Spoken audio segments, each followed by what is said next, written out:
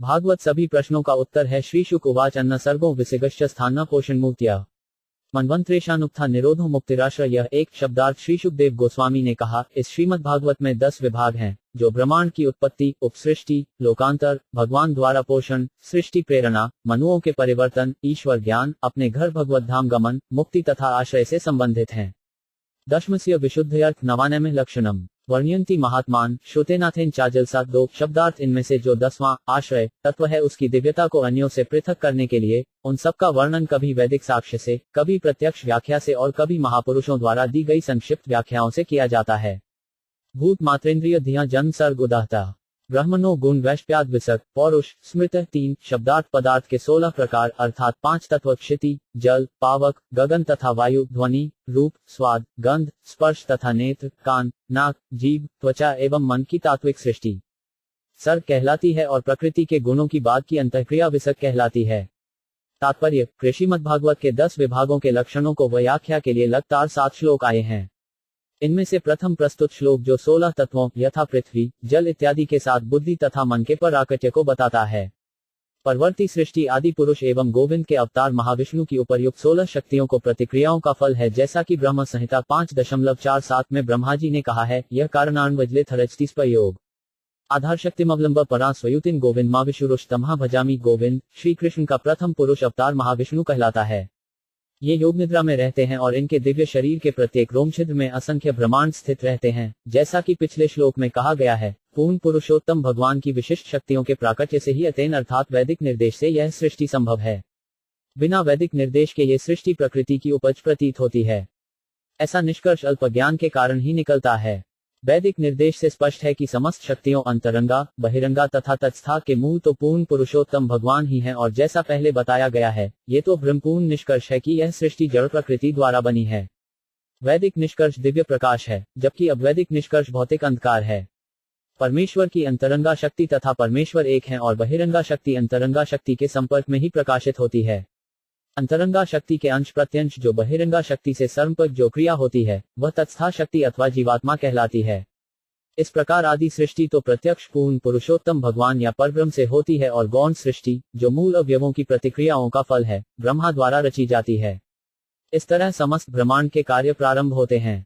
स्थिति विकुंठ विजय पोषण तदनुग्रह मनवंतरानी सद्धर्मूत यह कर्म वासना। 4 शब्दार्थ जीवात्मा के लिए उचित तो यही है कि वह भगवान के नियमों का पालन करे और पूर्ण पुरुषोत्तम भगवान के संरक्षण में पूरी तरह से मानसिक शांति प्राप्त करे। सभी मनु तथा उनके नियम जीवन को सही दिशा प्रदान करने के लिए हैं। कार्य करने की प्रेरणा ही सकौम कर्म की आकांक्षा है। तात्पर्य: ये भौतिक संसार सृजित होता है, कुछ काल तक बना रहता है और भगवान की इच्छा से पुनः विनष्ट हो जाता है। सृष्टि के अवयवों तथा उपस्रष्टा ब्रह्मा की उत्पत्ति भगवान विष्णु द्वारा अपने प्रथम तथा द्वितीय अवतारों में की जाती है। प्रथम पुरुष अवतार महाविष्णु हैं और दूसरे पुरुष अवतार गर्भोत्कर्षाय विष्णु हैं, जन से ब्रह्मा उत्पन्न हुए। तृतीय पुरुष अवतार क्षीरोत्कर्षाय विष्णु हैं, जो ब्रह्मांड की प्रत्येक वस्तु में परमात्मा स्वरूप स्थित रहते हैं और ब्रह्मा द्वारा रची गई सृष्टि का पालन करते हैं। ब्रह्मा के अनेक पुत्रों में से शिव भी एक हैं, जिनका कार्य इस सृष्टि का संहार है। अतः ब्रह्मांड के मूल सृष्टा तो विष्णु हैं और वे अपनी अहेतुकी कृपा से उत्पन्न जीवों के पालक भी हैं। इस प्रकार समस्त बद्ध जीवों को भगवान की श्रेष्ठता स्वीकार करनी चाहिए और उनके शुद्ध भक्त बनकर इस कष्टमय तथा संकटमय संसार में शांतिपूर्वक रहना चाहिए।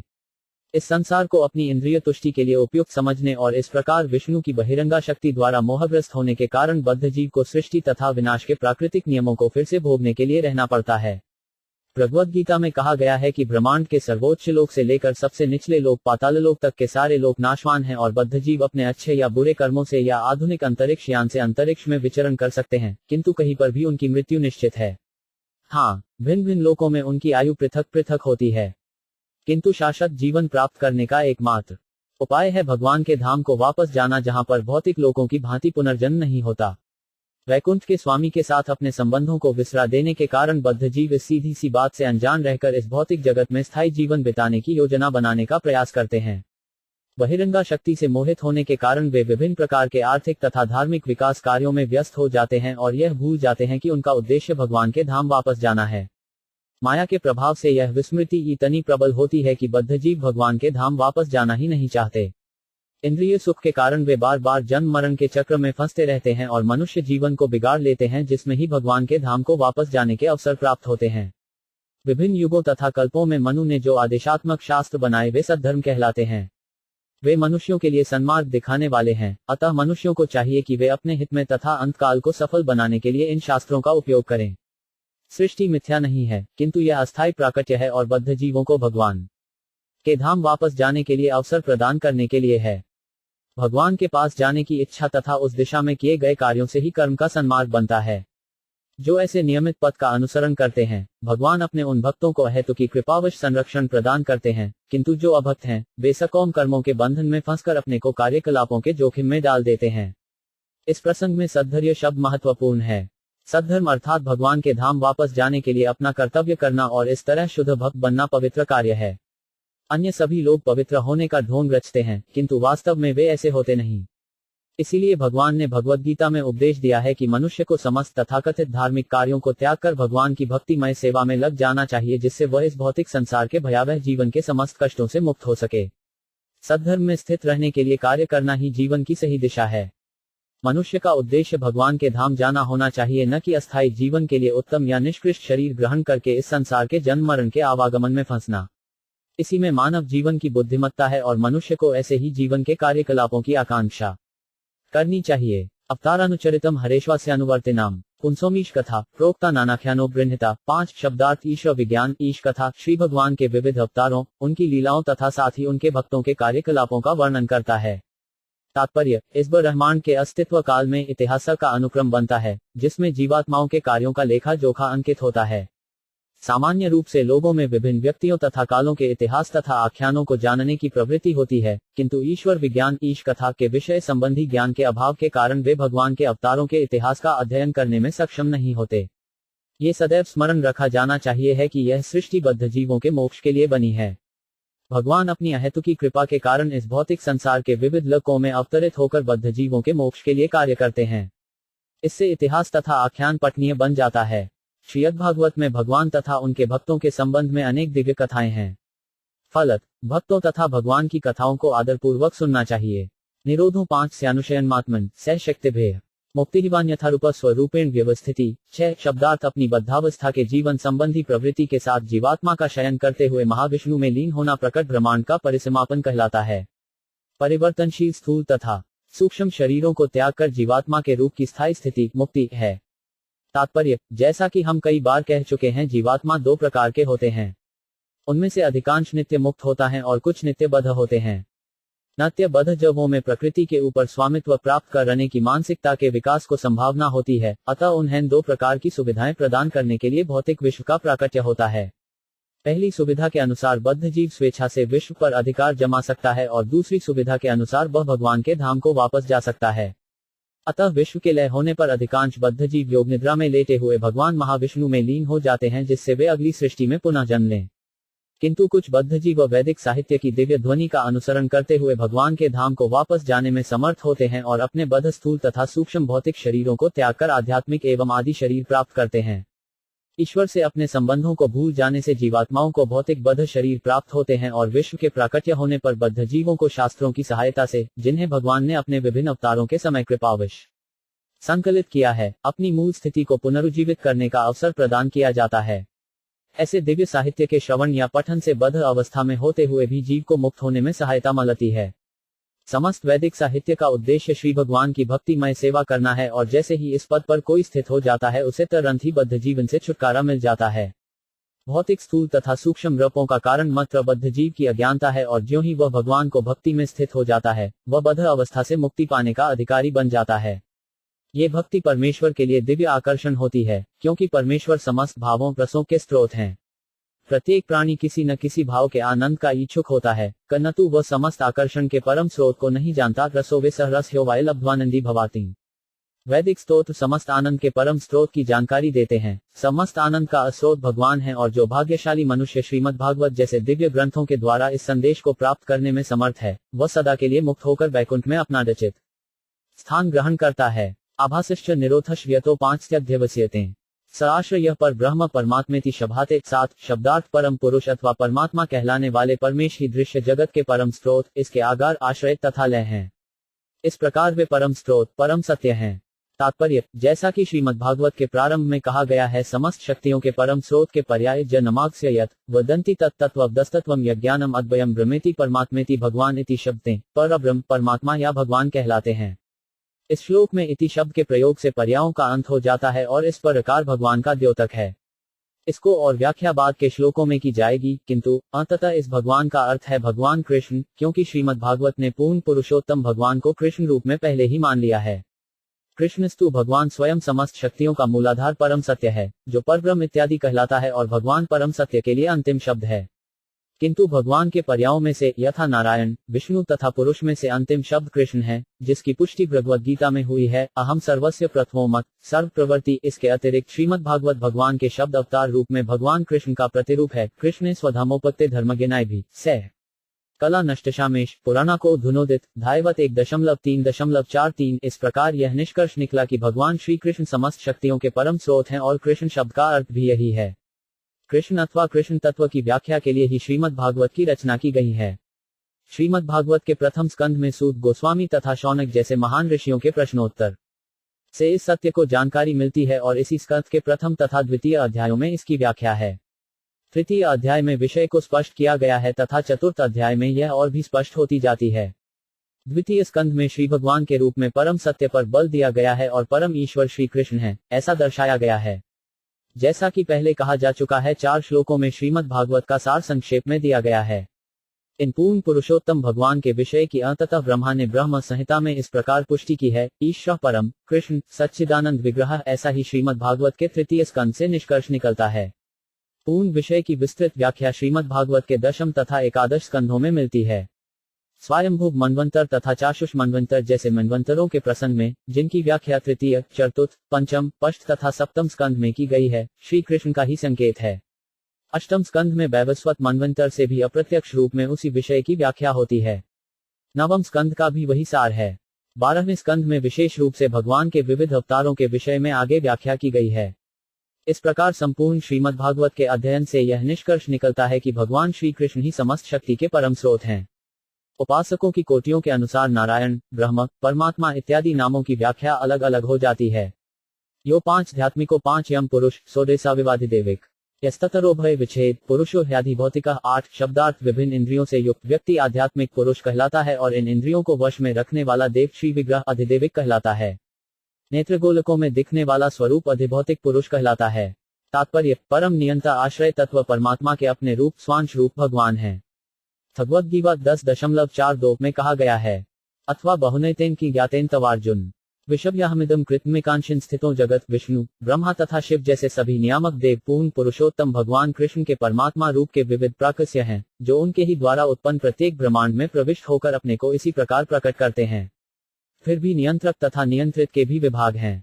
उदाहरणार्थ, खाद्य विभाग का नियंत्रक व्यक्ति उन्हीं अवयवों से निर्मित होता है जिनसे नियंत्रित व्यक्ति। इसी प्रकार भौतिक जगत का प्रत्येक प्राणी उच्च देवताओं द्वारा नियंत्रित होता है। उदाहरणार्थ, हमारी इंद्रियों के नियंत्रक वरिष्ठ नियामक देवता हैं। हम प्रकाश के बिना देख नहीं सकते, किंतु प्रकाश का परम नियामक सूर्य है। सूर्यदेव सूर्यलोक में रहते हैं, और जहां तक हमारी आंखों की बात है, मनुष्य अथवा अन्य जीव इस पृथ्वी पर होने के कारण सूर्यदेव द्वारा नियंत्रित होते हैं। इसी प्रकार हमारी समस्त इंद्रियां वरिष्ठ देवताओं द्वारा नियंत्रित हैं, जो हमारी ही तरह को नियंत्रित जीवात्माएं हैं, किंतु ये शक्ति सम्मन है और हम उनके द्वारा नियंत्रित हैं। नियंत्रित शासित जीवात्मा आध्यात्मिक पुरुष कहलाता है और नियंत्रक अधिदैविक पुरुष कहलाता है। संसार के ये सारे पद विभिन्न कर्मों के फलस्वरूप हैं। कोई भी जीव अपने पुण्य कर्म के द्वारा सूर्यदेव, यहाँ तक कि ब्रह्मा अथवा उच्च लोकों का कोई अन्य देवता बन सकता है। इसी प्रकार निम्न श्रेणी के सकौम कार्यों के कारण वह उच्चतर देवताओं द्वारा नियंत्रित होता है। इस प्रकार प्रत्येक जीवात्मा परमात्मा के परम नियंत्रण में रहता है, जो प्रत्येक व्यक्ति को नियंत्रक तथा नियंत्रित के विभिन्न पदों पर आसीन करते हैं। जो नियंत्रक तथा नियंत्रित में भेद का कारण है, अर्थात भौतिक देह, वह अधिभौतिक पुरुष कहलाता है। शरीर को कभी कभी पुरुष कहा जाता है, जिसकी पुष्टि वेदों के इस सूत्र में हुई है, सवाय पुरुषो 5 वर्षम यह। ये शरीर अन्न रस रूप है। ये शरीर अन्न पर निर्भर है, किंतु शरीर में रहने वाला जीवात्मा कुछ खाता नहीं, क्योंकि मूलतः स्वामी आत्मा है। भौतिक शरीर के क्षय होने के पश्चात उसके बदलने की आवश्यकता होती है। अतः एक जीवात्मा तथा नियंत्रक देव का अंतर अन्न रसमय देह में है। सूर्य का शरीर विराट हो सकता है और मनुष्य का लघु, किंतु सभी दृश्य देह पदार्थ से निर्मित हैं। तो भी सूर्य तथा पुरुष, जो नियंत्रक तथा नियंत्रित संबंध से बंधे हैं, परमेश्वर के एक से आध्यात्मिक अंश हैं और इन अंशों को विभिन्न पदों में बैठाने वाला परमेश्वर ही है। इस तरह यह निष्कर्ष निकला कि परम पुरुष सभी का आश्रय है। एकमेक्त्राभावे यदा नोपलभाम है तृतीयम तत्र यो वेद स आत्मा स्वाश्रयाश्रय। यह 9 शब्दार्थ विभिन्न जीवात्माओं की उपर्युक्त तीनों अवस्थाएं अन्योन्याश्रित हैं। किसी एक के अभाव में दूसरे को नहीं समझा जा सकता, किंतु परमेश्वर इन सबको एक दूसरे के आश्रय रूप में देखता हुआ इन सबसे स्वतंत्र है, अतः वह परम आश्रय है। तात्पर्य, जीवात्माएं असंख्य हैं और नियंत्रक तथा नियंत्रित संबंध द्वारा एक दूसरे पर आश्रित हैं, किंतु बिना देखे कोई यह नहीं जान सकता है कि कौन नियंत्रक है और कौन नियंत्रित है। उदाहरणार्थ, सूर्य हमारी दृष्टि का नियंत्रक है। हम सूर्य को देखते हैं क्योंकि सूर्य के शरीर है, और सूर्य का प्रकाश केवल इसीलिए उपयोगी है क्योंकि हमारे नेत्र हैं, हम देखते हैं।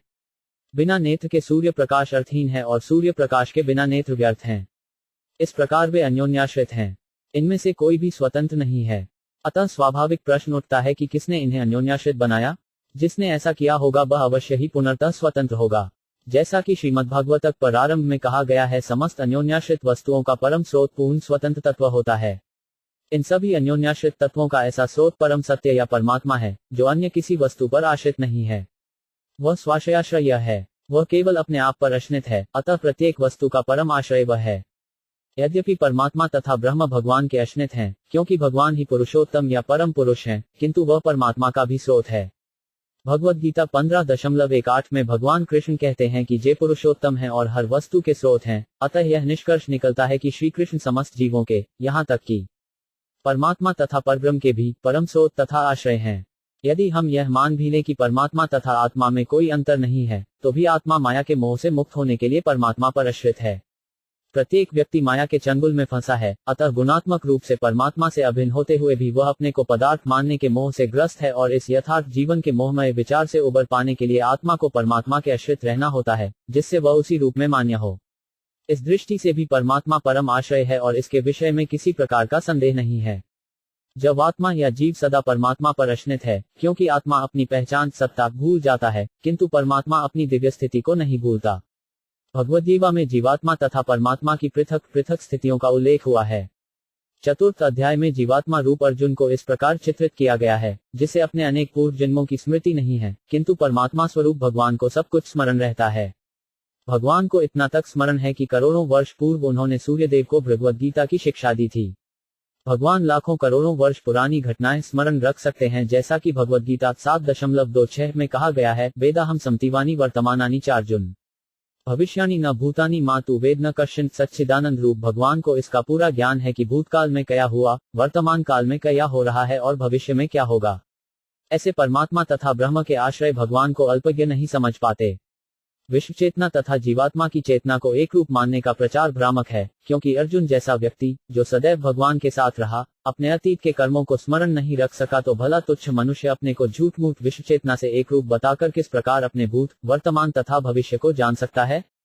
पुरुषो 5 अंग विनिर्भिद्य यदा सौ विनिर्गत आत्मनो 5 यनमन्विच्छन पोस्त्राक्षी शुचि 10 शब्दार्थ विभिन्न ब्रह्मंडों को पृथक करके विराट स्वरूप भगवान महाविष्णु, जो प्रथम पुरुष अवतार के प्रकट होने के स्थान कारणार्णव से बाहर आए थे, सृजित दिव्य जल गर्भोदक में शयन करने की इच्छा से उन विभिन्न ब्रह्मांडों में प्रविष्ट हुए।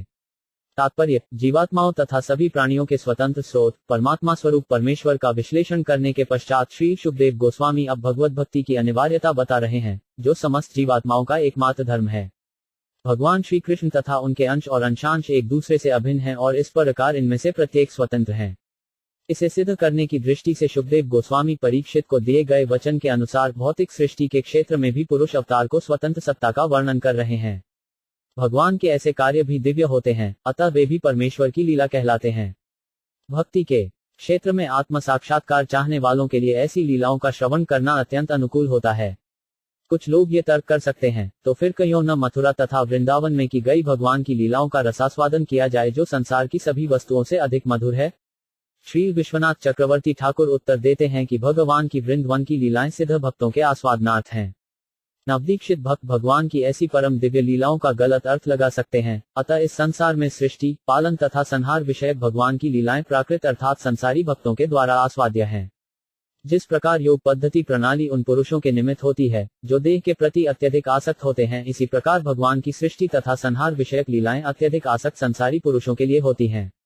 अतः ऐसे संसारी पुरुषों को विधि निर्माता भगवान के विषय में ज्ञान कराने के लिए शरीर तथा ब्रह्मांड के कार्यों को सम्मिलित कर लिया जाता है। विज्ञानी लोग भौतिक विधि के अनेक पारिभाषिक शब्दों द्वारा भौतिक कार्यों की व्याख्या करते हैं, किंतु ये अंधे विज्ञानी विधि निर्माता भगवान को भूल जाते हैं। श्रीमद्भागवत विधि निर्माता का संकेत करता है। मनुष्य को चाहिए कि वह मोटर या डायनेमो की यांत्रिक रचना से विस्मित न हो, वरन उस इंजीनियर को सराहे जिसने ऐसी अद्भुत काम करने वाली मशीन बनाई। एक भक्त तथा अभक्त का यही अंतर है। भक्तगण सदैव भौतिक नियमों के निर्देशक भगवान की प्रशंसा करते हैं। भगवद गीता 9.10 में भौतिक प्रकृति के विषय में भगवान का निर्देश इस प्रकार है, मयाध्यक्षेण प्रकृति सुअते सचराचरम हेतुनानेन कौन्तेय जगद्विपरिवर्ते। भौतिक नियमों से पूर्ण भौतिक प्रकृति मेरी विभिन्न शक्तियों में से एक है, अतः यह न तो स्वतंत्र है न निरुद्देश्य है। चूंकि मैं दिव्य रूप से सर्वशक्तिमान हूँ, अतः प्रकृति पर मेरे दृष्टि डालने से ही प्रकृति के नियम इतने अद्भुत ढंग से चल रहे हैं। इसीलिए भौतिक नियमों की क्रिया प्रतिक्रिया चलती रहती है और इस जगत का बार बार सृजन, पालन तथा संहार होता रहता है। किंतु जो अल्पज्ञानी हैं, वे मनुष्य शरीर की रचना तथा इस ब्रह्मांड के भीतर भौतिक नियमों का अध्ययन करके अचंभित होते हैं और मूर्खतावश ईश्वर के अस्तित्व को यह मानकर नकारते हैं कि भौतिक नियम स्वतंत्र हैं और उन पर कोई पराभौतिक नियंत्रण नहीं है। ऐसी मूर्खता का उत्तर भगवद गीता 9.11 में निम्न शब्दों में मिलता है, अवजानी मां पूधा गानुर्षित अनुमाशय पर भावम जानंतो मम धृत महेश्वरम। मेरे मनुष्य रूप में अवतरित होने पर मूर्ख मेरा उपहास करते हैं। वे मुझ परमेश्वर के दिव्य स्वभाव को नहीं जानते। मूढ़ लोग भगवान के दिव्य शरीर को अपने शरीर जैसा समझते हैं, अतः वे उन भगवान की अपार नियामक शक्ति के विषय में सोच नहीं पाते, जो भौतिक नियमों के संचालन में हृष्य नहीं होते। किंतु जब भगवान अपनी सगुण शक्ति से अवतरित होते हैं, तो सामान्य लोगों को आंखों से दिखते हैं। भगवान कृष्ण अपने यावत रूप में प्रकट हुए और उन्होंने अनेक अद्भुत कार्य किए और भगवद गीता का संबंध ऐसे ही कार्यों तथा ज्ञान से है। फिर भी मूर्ख लोग भगवान श्री कृष्ण तीन को परमेश्वर नहीं मानते। सामान्य रूप से वे भगवान के अणु व अनंत रूपों को मानते हैं, क्योंकि वे स्वयं अणु अथवा अनंत नहीं हो सकते। किंतु उन्हें यह समझना चाहिए कि यह अणु और अनंत रूप ही भगवान को सर्वोच्च महिमा नहीं है। उनकी शक्ति का सबसे अद्भुत प्रदर्शन तब होता है जब अनंत भगवान हमारे बीच हमारी ही तरह प्रकट होते हैं। तो भी उनकी लीलाएं साधारण मनुष्यों से पृथक होती हैं। 7 वर्ष की आयु में गोवर्धन पर्वत को उठाना तथा अपनी तरुणावस्था में 16,000 पत्नियों से विवाह करना, ये उनको अपार शक्ति के अच्छा उदाहरण है। किंतु मूल लोग इन्हें देखकर या सुनकर भी इन्हें कपोलकल्पित कहकर नकारते हैं और भगवान को अपने समान मानते हैं। वे यह नहीं समझ पाते कि यद्यपि वे अपनी ही शक्ति से मानव रूप में हैं, फिर भी वे परमेश्वर हैं और परम नियामक की शक्ति से ओतप्रोत हैं। किंतु जब ऐसे मूर्खजन श्रीमद्भगवद गीता अथवा श्रीमद् भागवत में दिए गए भगवान के संदेशों को शिष्य परंपरा द्वारा आत्मसमर्पण तथा श्रवण द्वारा प्राप्त करते हैं, तो वे भी शुद्ध भक्तों की कृपा से भक्त बन जाते हैं। इसीलिए ऐसे ही अल्पज्ञानियों के हित के लिए भगवान की संसारी लीलाओं को भगवद गीता या श्रीमद् भागवत में चित्रित किया गया है। तास्ववात्सीत स्वसूष्ठासु सहस्रम परिवत्सरान तेन नारायणो नाम यदा पुरुषोद्वा। 11 शब्दार्थ परम पुरुष निराकार नहीं है, अतः वे स्पष्टतः नर अथवा पुरुष हैं। इसीलिए इन परम नर द्वारा उत्पन्न दिव्य जल नार कहलाता है। चूंकि वे इसी जल में शयन करते हैं, इसीलिए नारायण कहलाते हैं। द्रव्यम कर्म च कालश्च स्वभावो जीवेव च यदनुग्रहत संति न संति यदुपेक्षया। 12 शब्दार्थ। मनुष्य को ये भली भांति समझ लेना चाहिए कि समस्त भौतिक तत्व, कर्म, काल तथा गुण और इन सब को भोगने वाली जीवात्माएं भगवत कृपा से ही विद्यमान हैं। उनके द्वारा उपेक्षित होते ही ये सारी वस्तुओं अस्तित्वहीन हो जाती हैं। तात्पर्य, जीवात्माएं प्रकृति पर अपना प्रभुत्व जताना चाहती हैं, अतः वे ही भौतिक तत्वों, काल, गुण आदि की भोक्ता हैं।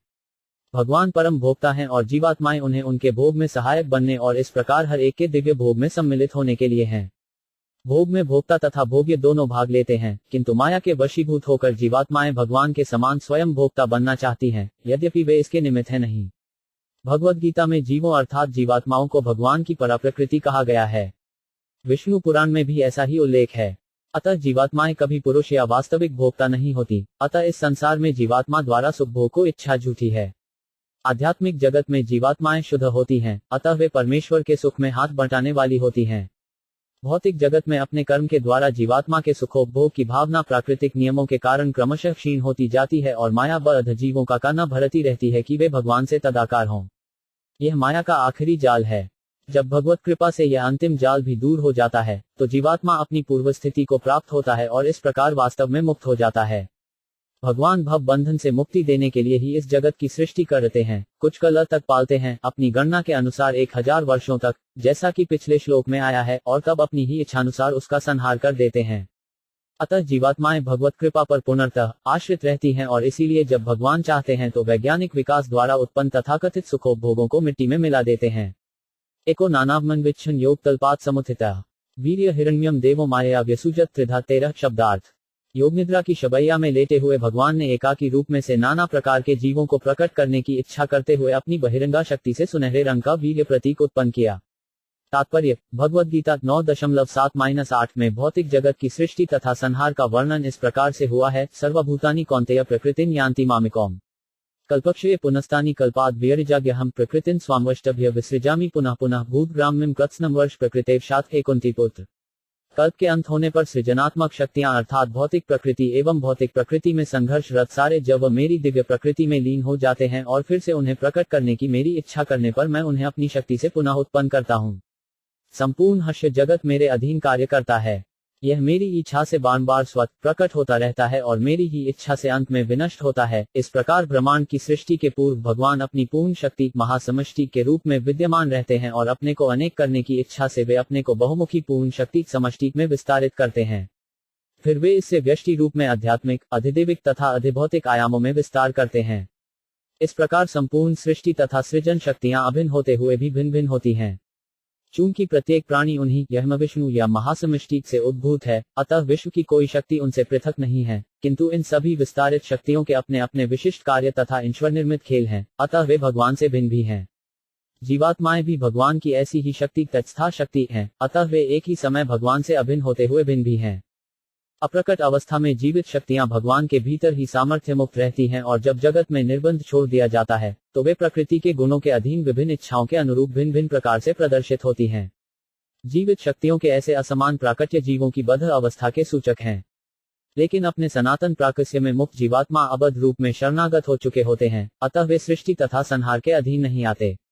इस तरह योग निद्रा में अपनी शैया में लेटे हुए भगवान की चितवन से इस सृष्टि का सृजन होता है और इस तरह सारे ब्रह्मांड तथा ब्रह्मांड के स्वामी ब्रह्मा बार बार प्रकट होते और विनष्ट होते रहते हैं। अधिदैवमथाध्यात्ममधिभूतमिति प्रभु अथेकम पौरुष वीर्य त्रिधाभिद्यत तच्छृणु 14 शब्दार्थ। मुझसे सुनो कि भगवान अपनी एक शक्ति को किस प्रकार अधिदेव अध्यात्म तथा अधिभूत नामक 3 भागों में विभक्त करते हैं, जिसका उल्लेख ऊपर हो चुका है। अंतः शरीर आकाशात पुरुषस्य विचेष्टत ओज सहो बल जगे ततः प्राणो महानसु 15 शब्दार्थ। महाविष्णु के दिव्य शरीर के भीतर स्थित आकाश से इंद्रिय बल, मानसिक बल तथा शारीरिक बल उत्पन्न होते हैं। इनके साथ ही संपूर्ण जीवनी शक्ति प्राण का समग्र उत्स स्रोत उत्पन्न होता है। अनुप्रांति यम प्राणा प्राणतः सर्व जंतुषु अपानंतम पानंती नर देवम वानुगा 16। जिस प्रकार राजा के अनुयायी अपने स्वामी का अनुसरण करते हैं, उसी तरह संपूर्ण शक्ति के गतिशील होने पर अन्य समस्त जीव हिलते डुलते गति करते हैं और जब संपूर्ण शक्ति निष्वेष्ट हो जाती है तो अन्य समस्त जीवों की इंद्रिय क्रियाशीलता रुक जाती है। तात्पर्य व्यष्टि जीवात्माएं परम पुरुष की पूर्णतया शक्ति पर निर्भर रहती हैं। किसी का स्वतंत्र अस्तित्व नहीं रहता। जिस प्रकार विद्युत बल्ब में स्वतंत्र तेज नहीं होता, बिजली का प्रत्येक यंत्र बिजली घर पर पूर्ण रूप से निर्भर रहता है। ये बिजली घर बिजली उत्पादन के लिए जलाशय पर निर्भर रहता है, जलाशय बादलों पर, बादल सूर्य पर और सूर्य सृष्टि पर निर्भर रहती है और यह सृष्टि पूर्ण पुरुषोत्तम भगवान की चेष्टा अथवा गति पर निर्भर करती है। इस प्रकार भगवान समस्त कारणों के कारण स्वरूप हैं। प्राणिनाक्षिप्ता क्षुत्रिंत्रा जायते विभो पिपासतो जक्षतश्च प्रायमुख निरभिद्यत 17 शब्दार्थ। विराट पुरुष द्वारा विचलित किए जाने पर जीवनी शक्ति प्राण ने भूख तथा प्यास को उत्पन्न किया और जब विराट पुरुष ने पीने तथा खाने की इच्छा की तो मुंह खुल गया। तात्पर्य जिस प्रकार से माता के गर्भ में जीवों के अंगों तथा ऐन्द्रिक अनुभूतियों का विकास होता है, उसी प्रकार से समस्त जीवों से समष्टि रूप विराट पुरुष का भी विकास होता प्रतीत होता है। अतः समस्त सृजन कार्य का परम कारण निर्गुण या निश्चेष नहीं है। भगवान में भी समस्त प्रकार की कर्मेंद्रियों तथा ज की अनुभूतियां रहती हैं और इस तरह प्रत्येक व्यक्ति में घटित होती हैं। यह इच्छा या चेष्टा परम पुरुष का स्वभाव है। चूंकि वे समस्त मुखों की समष्टि हैं, अतः अलग अलग जीवात्माओं में मुख होता है। इसी प्रकार से अन्य सारी इंद्रियां तथा उनके अंग भी होते हैं। यहाँ पर मुख समस्त इंद्रियों का प्रतीक स्वरूप है, क्योंकि अन्यों पर भी यही नियम लागू होते हैं। मुखत्स्थालु निर्भिन्न जिह्ला तत्रोपजायते ततो नाना रसो जजे जिनया योथिग्रम्यते 18 शब्दार्थ। मुख से तालु प्रकट हुआ और फिर जीभ भी उत्पन्न हुई। इन सब के बाद विविध स्वादों की उत्पत्ति हुई जिससे जीभ उनका स्वाद ले सके। तात्पर्य विकास की यह क्रमिक प्रक्रिया नियामक देवों अधिदैव की व्याख्या प्रस्तुत करती है, क्योंकि आस्वाद्य रसों का नियामक देव वरुण है। अतः मुख जीभ का आश्रय स्थल बनता है, जो विभिन्न रसों का आस्वाद करती है, जिनका नियामक देव वरुण है। इससे ऐसा लगता है कि जीव के साथ ही वरुण भी उत्पन्न हुआ। जीव तथा तालु निमित्त मात्र होने के कारण अधिभूत या पदार्थ के रूप हैं, जबकि कार्य करने वाला देव अधिदेव है, जो कि जीव है तथा जिस पुरुष पर कार्य किया जाता है वह अध्यात्म है। इस प्रकार विराट पुरुष के मुख खुलने के पश्चात तीनों श्रेणियों के जन्म की व्याख्या हो जाती है। प्रस्तुत श्लोक में 4 सिद्धांत दिए गए हैं, जिनसे पहले बताए गए 3 प्रमुख तत्वों अध्यात्म, अधिदेव तथा अधिभूतम की व्याख्या हो जाती है। विवशक्षो मुक्तो भूम्न वहिवांग व्याहतयो जले चैत्स्य सुचिरण निरोध समझायत 19 शब्दार्थ। जब परम पुरुष की बोलने की इच्छा हुई तो उनके मुख से वाणी गूंजी। फिर मुख से अधिष्ठाता देव अग्नि की उत्पत्ति हुई, किंतु जब वे जल में शयन कर रहे थे तो ये सारे कार्य बंद पड़े थे। तात्पर्य, विभिन्न इंद्रियों के क्रमिक विकास की विचित्रता की पुष्टि उनके अधिष्ठाता देवों से हो जाती है। अतः ये समझ लेना चाहिए कि इंद्रियों के कार्य परमेश्वर की इच्छा द्वारा नियंत्रित होते हैं। ये इंद्रियां एक प्रकृति से बद्ध जीवों को छूट प्रदान करती हैं, जिन्हें इनका उपयोग परमेश्वर द्वारा नियुक्त अधिष्ठाता देवों के नियंत्रण में करना होता है। जो इन विधानों का उल्लंघन करता है उसे निम्न स्तर के जीवन में गिराकर दंडित किया जाता है। उदाहरणार्थ, जीव तथा इसके अधिष्ठाता देव वरुण पर विचार करें। जीव खाने के लिए है और मनुष्य, पशु तथा पक्षी अपनी अपनी स्वतंत्रता के कारण अलग अलग स्वाद रखते हैं। एक मनुष्य तथा एक शूक के स्वाद एक से नहीं होते, किंतु जब विशिष्ट जीवात्मा विभिन्न गुणों के अनुसार कोई स्वाद विकसित कर लेता है तो अधिष्ठाता देव उसे विशिष्ट प्रकार का शरीर प्रदान करता है। किंतु यदि विवेकहीन होकर मनुष्य शूक की भांति स्वाद विकसित करता है तो उसे अगले जन्म में शूक का शरीर मिलता है। शूक सब प्रकार का भोजन स्वीकार करता है, यहाँ तक कि विष्ठा भी खाता है। अतः जो मनुष्य बना बिचारे ऐसा स्वाद विकसित करता है उसे अगले जीवन में निम्न जीवन बिताने के लिए तैयार रहना चाहिए। ऐसा जीवन भी भगवत कृपा ही है, क्योंकि बद्ध जीव ने जिस विशिष्ट प्रकार के भोजन का स्वाद चाहा उसे जैसा ही शरीर मिला। यदि मनुष्य को शूक का शरीर मिले तो इसे भगवत कृपा ही समझनी चाहिए, क्योंकि भगवान वैसी ही सुविधा प्रदान करते हैं। मृत्यु के पश्चात जो शरीर प्राप्त होता है वह अंधाधुंध नहीं वरन परम नियंता द्वारा प्रदान किया जाता है। अतः मनुष्य को सचेत रहना चाहिए कि अगले जीवन में उसे किस प्रकार का शरीर मिलने वाला है। अविवेकपूर्ण गैर जिम्मेदार जीवन घातक होता है और सभी साजों की यही जोशना है। नासिके निरभिद्यता दोधुयति नप्स्वती तत्व वायुगंथ वहो घ्राणो नसी जिघुष्टः 20 शब्दार्थ। तत्पश्चात जब परम पुरुष को सुगंधि सूंघने की इच्छा हुई तो नथुने तथा श्वास, घ्राणेन्द्रिय तथा सुगंधियों की उत्पत्ति हुई और सुगंधि को वहन करने वाली वायु के अधिष्ठाता देव भी प्रकट हुए। तात्पर्य, जब भगवान को सूंघने की इच्छा हुई तो नासिका, सुगंध, अधिष्ठाता वायुदेव, प्राणशक्ति इत्यादि एक साथ प्रकट हो गए। उपनिषदों में आए इस कथन की वैदिक मंत्रों द्वारा पुष्टि होती है कि जीवात्मा द्वारा कोई कार्य करने के पूर्व ईश्वर पर प्रत्येक वस्तु के लिए इच्छा प्रकट करते हैं। जीवात्मा तभी देख सकता है जब ईश्वर देख रहा हो, जीवात्मा तभी सूंघ सकता है जब ईश्वर सूंघे इत्यादि। कहने का तात्पर्य यह है कि जीवात्मा कोई भी कार्य स्वतंत्र रूप से नहीं कर सकता। भले ही वह किसी कार्य को स्वतंत्र रूप से करने के विषय में सोचे, किंतु वह स्वतंत्र रूप से कोई कार्य कर नहीं सकता। भगवत कृपा से सोचन की स्वतंत्रता तो है, किंतु कार्य रूप में उसकी परिणति भगवत कृपा से ही होती है। इसीलिए यह आम कहावत है, आपन सोची होत नहीं प्रभु सोची तत्काल। सारी व्याख्या का विषय है कि जीवात्मा परतंत्र है और परमेश्वर पूर्ण स्वतंत्र है। जो अल्पज्ञानी पुरुष अपने को ईश्वर के समकक्ष बताते हैं उन्हें पहले अपने आप को स्वतंत्र तथा परम सिद्ध प्रमाणित करना चाहिए, तब उन्हें ईश्वर से अपनी एकात्मकता का दावा प्रमाणित करना चाहिए। यदात्मनि निरालोकमात्मान्न च दिदक्षता निभिने हक्षिणी तस्य ज्योतिषिक्षुर्गुण ग्रह 21 शब्दार्थ। इस प्रकार जब सारी वस्तुएं अंधकार में विद्यमान थी तो भगवान की अपने आप को तथा जो कुछ उन्होंने रचा था उन सबको देखने की इच्छा हुई। तब आंखें, प्रकाशमान सूर्यदेव, देखने की शक्ति तथा दिखने वाली वस्तु, ये सभी प्रकट हुई।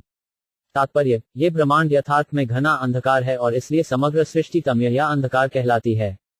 रात्रि ही ब्रह्मांड का वास्तविक स्वरूप है, क्योंकि तब मनुष्य को कुछ भी नहीं दिखता, यहाँ तक कि वह स्वयं को भी नहीं देख सकता। भगवान ने अपनी अहेतुकी कृपा से सर्वप्रथम अपने आप को तथा अपनी सारी सृष्टि को दिखाना चाहा। इस तरह सूर्य प्रकट हुआ, समस्त जीवों में देखने की शक्ति उत्पन्न हुई और दिखने वाली वस्तुएं भी प्रकट हुईं। इसका अर्थ ये हुआ कि सूर्य की सृष्टि के बाद ही सारा व्यवहार जगत दिखाई पड़ने लगा। बोध्यमानस्य ऋषिभिरात्मनस्तक जिगुप्सित कर्णोच निरभिद्यता दिश श्रोत्रम गुणग्रह 22 शब्दार्थ। महान ऋषियों द्वारा जानने की इच्छा विकसित होने से कान, सुनने की शक्ति, सुनने के अधिष्ठाता देव तथा सुनने की वस्तुएं प्रकट हुईं। ऋषिगण आत्मा के विषय में सुनना चाह रहे थे। तात्पर्य, जैसा कि भगवद गीता में कहा गया है, ज्ञान के द्वारा प्रत्येक वस्तु के आश्रय रूप परमेश्वर के विषय में जानने का प्रयत्न करना चाहिए। ज्ञान का अर्थ केवल उन प्राकृतिक नियमों का ज्ञान नहीं है जो भगवान के निर्देश से कार्य कर रही हैं। विज्ञानी प्रकृति में कार्यशील भौतिक नियमों के विषय में जानने के लिए उत्सुक रहते हैं। वे अपने से दूर अन्य ग्रहों में घटित होने वाली घटनाओं के विषय में रेडियो तथा टेलीविजन द्वारा सुनने के लिए उत्सुक रहते हैं, किंतु उन्हें यह समझना चाहिए कि भगवान ने सुनने की शक्ति अथवा सुनने के उपकरण उन्हें अपने विषय में या भगवान के विषय में सुनने के लिए ही प्रदान किए थे। दुर्भाग्यवश सुनने की शक्ति का गलत प्रयोग सांसारिक विषयों संबंधी शब्दों के सरनने में किया जाता है। महान ऋषिगण वैदिक ज्ञान के द्वारा केवल ईश्वर के विषय में सुनने की इच्छा रखते थे। श्रवण द्वारा ज्ञान ग्रहण करने की शुरुआत यही है। वस्तुनो मृदु काठिन्य लघु गुर्वोषण शीतताम जिगृक्षसिर निर्भिना तस्या रोम महिरुहा तत्र चांतर बहिर्वात त्वचा लब्ध गुणों वृतः 23 शब्दार्थ। जब पदार्थ के भौतिक गुणों यथा कोमलता, कठोरता, उष्णता, शीतलता, हल्कापन तथा भारीपन को देखने की इच्छा हुई तो अनुभूति की पृष्ठभूमि त्वचा, त्वचा के छिद्र, रोम तथा उनके अधिष्ठाता देवों पक्षों की उत्पत्ति हुई। त्वचा के भीतर तथा बाहर वायु की खोल है, जिसके माध्यम से स्पर्श का अनुभव होने लगा। तात्पर्य, पदार्थ को कोमलता जैसे भौतिक गुण इंद्रिय अनुभूति के विषय हैं, अतः भौतिक ज्ञान स्पर्श का विषय है। पदार्थ का ताप हाथ से स्पर्श करके जाना जा सकता है, किसी वस्तु का भार उसको हाथ में उठाकर ज्ञात किया जा सकता है, जिससे उसके भारीपन या हल्केपन का अनुमान लग सकता है। शरीर की त्वचा, छिद्र, रोमकूप तथा रोम ये सब स्पर्श के अन्योन्याश्रित हैं। त्वचा के बाहर तथा भीतर बहने वाली वायु भी स्पर्शेंद्रिय का एक माध्यम है। ये स्पर्शेंद्रिय ज्ञान का स्रोत भी है, इसीलिए ये सुझाया जाता है कि जैसा ऊपर वर्णित है, भौतिक या शारीरिक ज्ञान आत्मज्ञान के अधीन है। आत्मज्ञान बढ़कर व्यवहारिक ज्ञान हो सकता है, किंतु भौतिक ज्ञान कभी आत्मज्ञान नहीं बन सकता। किंतु शरीर के रोमों तथा पृथ्वी के शरीर पर उगी वनस्पति में निकट का संबंध है। जैसा कि तृतीय स्कंध में कहा गया है, वनस्पतियां त्वचा के लिए पोषक हैं, भोजन के रूप में तथा औषधि के रूप में भी। त्वच्मस्य विनिर्भित्रो विविशुद्धिष्ण्य औषधि हस्तो रुरुहतुस्तस्य नाना कर्म चिकीर्ष्या तयोस्तु बलवानिंद्र आदान्मभयाश्रयम 24 शब्दार्थ। तत्पश्चात जब परम पुरुष को नाना प्रकार के कार्य करने की इच्छा हुई तो 2 हाथ तथा उनकी नियामक शक्ति एवं स्वर्ग के देवता इंद्र के साथ ही दोनों हाथों तथा देवता पर आश्रित कार्य भी प्रकट हुए। तात्पर्य, हम ये देख सकते हैं कि जीवात्मा की इंद्रियां किसी भी अवस्था में स्वतंत्र नहीं रहती। भगवान को इंद्रियों का स्वामी ऋषिकेश कहा गया है। इस प्रकार जीवात्माओं की इंद्रियां भगवान की इच्छा से प्रकट होती हैं और प्रत्येक अंग किसी न किसी विशेष देवता द्वारा नियंत्रित होता है। अतः कोई भी अपने को इंद्रियों का स्वामी नहीं कह सकता। जीवात्मा इंद्रियों द्वारा नियंत्रित है, इंद्रियां देवताओं द्वारा नियंत्रित हैं और देवता परमेश्वर के दास होते हैं। सृष्टि की यही व्यवस्था है। अंततः सब कुछ परमेश्वर द्वारा नियंत्रित होता है और प्रकृति अथवा जीवात्मा को किसी प्रकार की स्वतंत्रता प्राप्त नहीं है। जो मोहग्रस्त जीवात्मा अपने को अपनी इंद्रियों का स्वामी होने का दावा करता है, वह भगवान की बहिरंगा शक्ति के चंगुल में रहता है।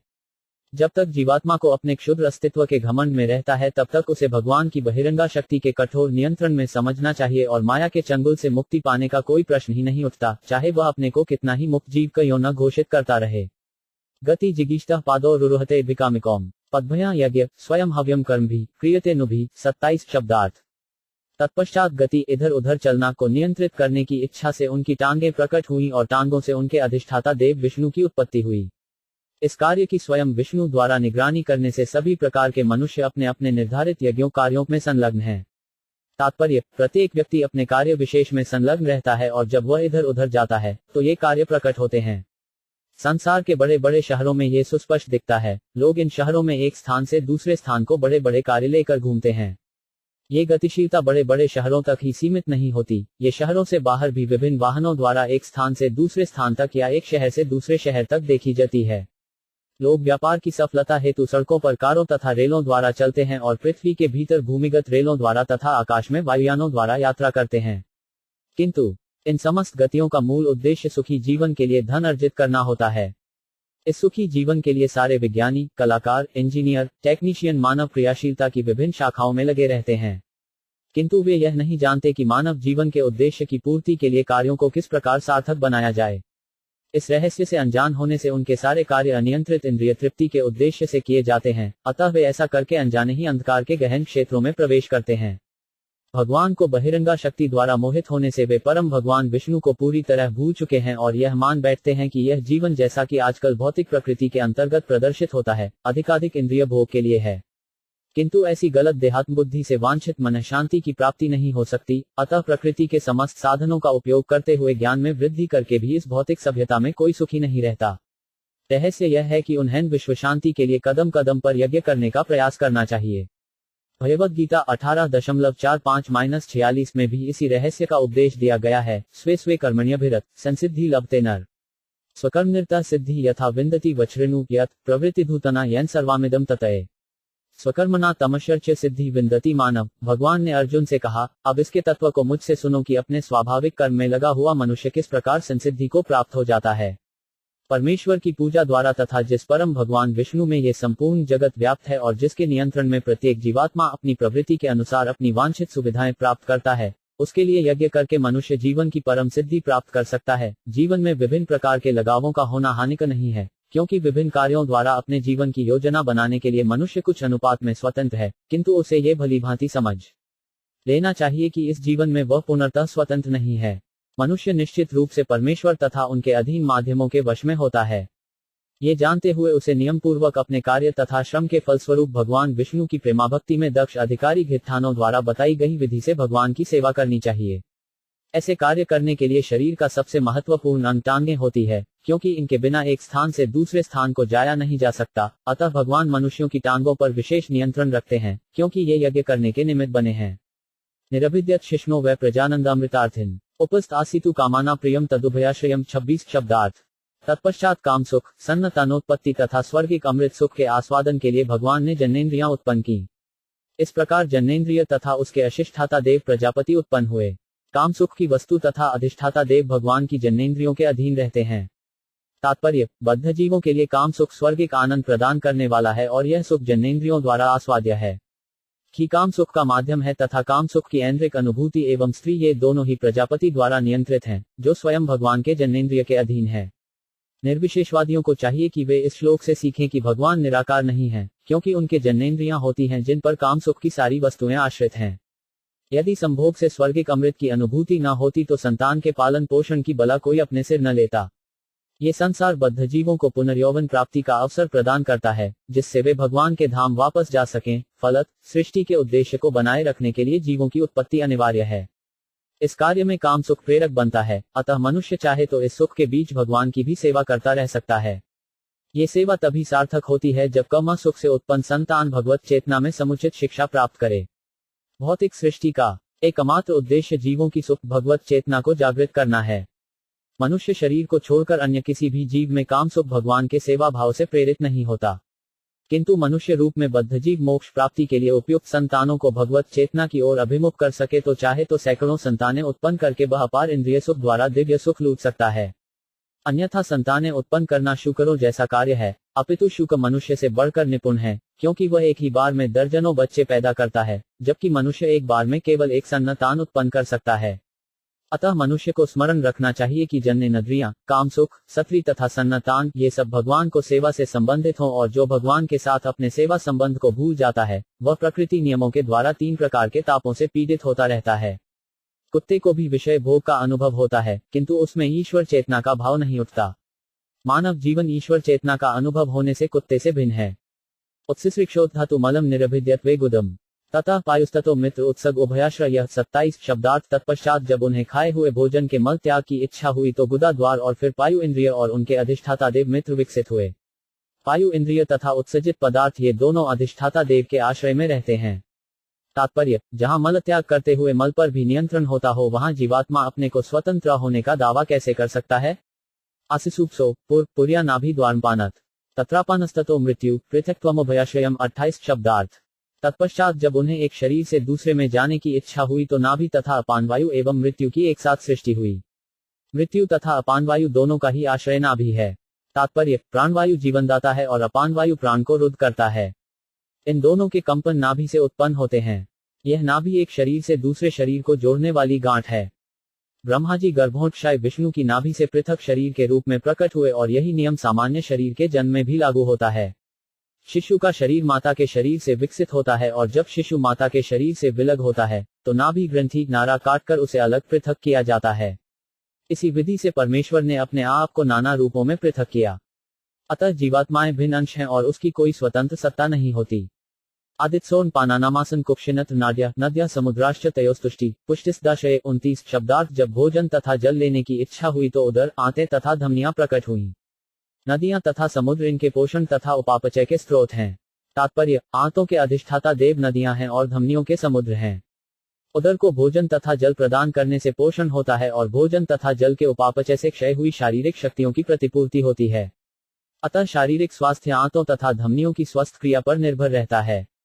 नदियां तथा समुद्र इन दोनों के अधिष्ठाता देव हैं और ये आंतों तथा धमनियों को स्वस्थ रखते हैं। निदिध्यासुरात् माया हृदयम निरभिद्यत ततो मंश्चंद्र इति सद्भुल्य काम एवच 30। जब उन्हें अपनी शक्ति के कार्यकलापों के विषय में सोचने की इच्छा हुई तो हृदय मन का स्थान मन, चंद्रमा, संकल्प तथा सारी इच्छा का उदय हुआ। तात्पर्य, प्रत्येक जीव का हृदय पूर्ण पुरुषोत्तम भगवान के अंश रूप परमात्मा का निवास स्थान है। उसकी उपस्थिति के बिना जीवात्मा अपने पूर्व कर्मों के अनुसार कार्य करने की शक्ति प्राप्त नहीं कर सकता। जीवात्मा इस संसार में बद्ध हैं और अपनी अपनी प्रवृत्ति के अनुसार इस सृष्टि में प्रकट होते हैं और इनमें से प्रत्येक को परमात्मा के निर्देशन के अंतर्गत भौतिक शक्ति द्वारा आवश्यक भौतिक शरीर प्राप्त होता है। इसकी व्याख्या भगवद गीता 9.10 में की गई है। अतः जब परमात्मा बद्ध जीव के हृदय में स्थित हो जाता है तो बद्ध जीव में मन उत्पन्न होता है और वह अपने कार्य के प्रति उसी प्रकार सचेष्ट हो उठता है जिस प्रकार नींद से जगने पर मनुष्य को अपने कार्य का भान होता है। अतः जीवात्मा में भौतिक मन तभी उत्पन्न होता है जब परमात्मा हृदय में बसता है। इसके बाद मन, इसका अधिष्ठाता देव चंद्रमा और फिर मन के करयत सोचना, अनुभव करना तथा इच्छा करना उत्पन्न होते हैं। मन के कार्य हृदय के प्रकट हुए बिना प्रारंभ नहीं हो सकते और हृदय तभी प्रकट होता है जब भगवान भौतिक सृष्टि के कार्यकलाप देखने की इच्छा करते हैं। त्वकर्म मांस रुधिर मेदो मज्जास्थि धात्वः भूमप्तेजोम्या सप्त प्राणो व्योमंबु वायु भी 31 शब्दार्थ त्वचा, चर्म, मांस, रक्त, मेदा, मज्जा तथा अस्थि शरीर के ये 7 तत्व पृथ्वी, जल तथा अग्नि से बने हैं जबकि प्राण की उत्पत्ति आकाश, जल तथा वायु से हुई है। तात्पर्य, संपूर्ण भौतिक जगत की रचना प्रमुख पृथ्वी, जल तथा अग्नि इन 3 तत्वों से हुई है, किंतु प्राण की रचना आकाश, वायु तथा जल से हुई।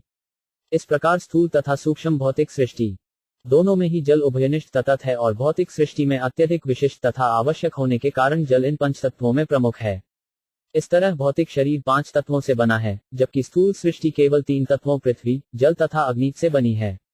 स्पर्श का अनुभव चमड़ी पर पतली परत त्वचा के कारण होता है और अस्थि पत्थर के समान कठोर होती है।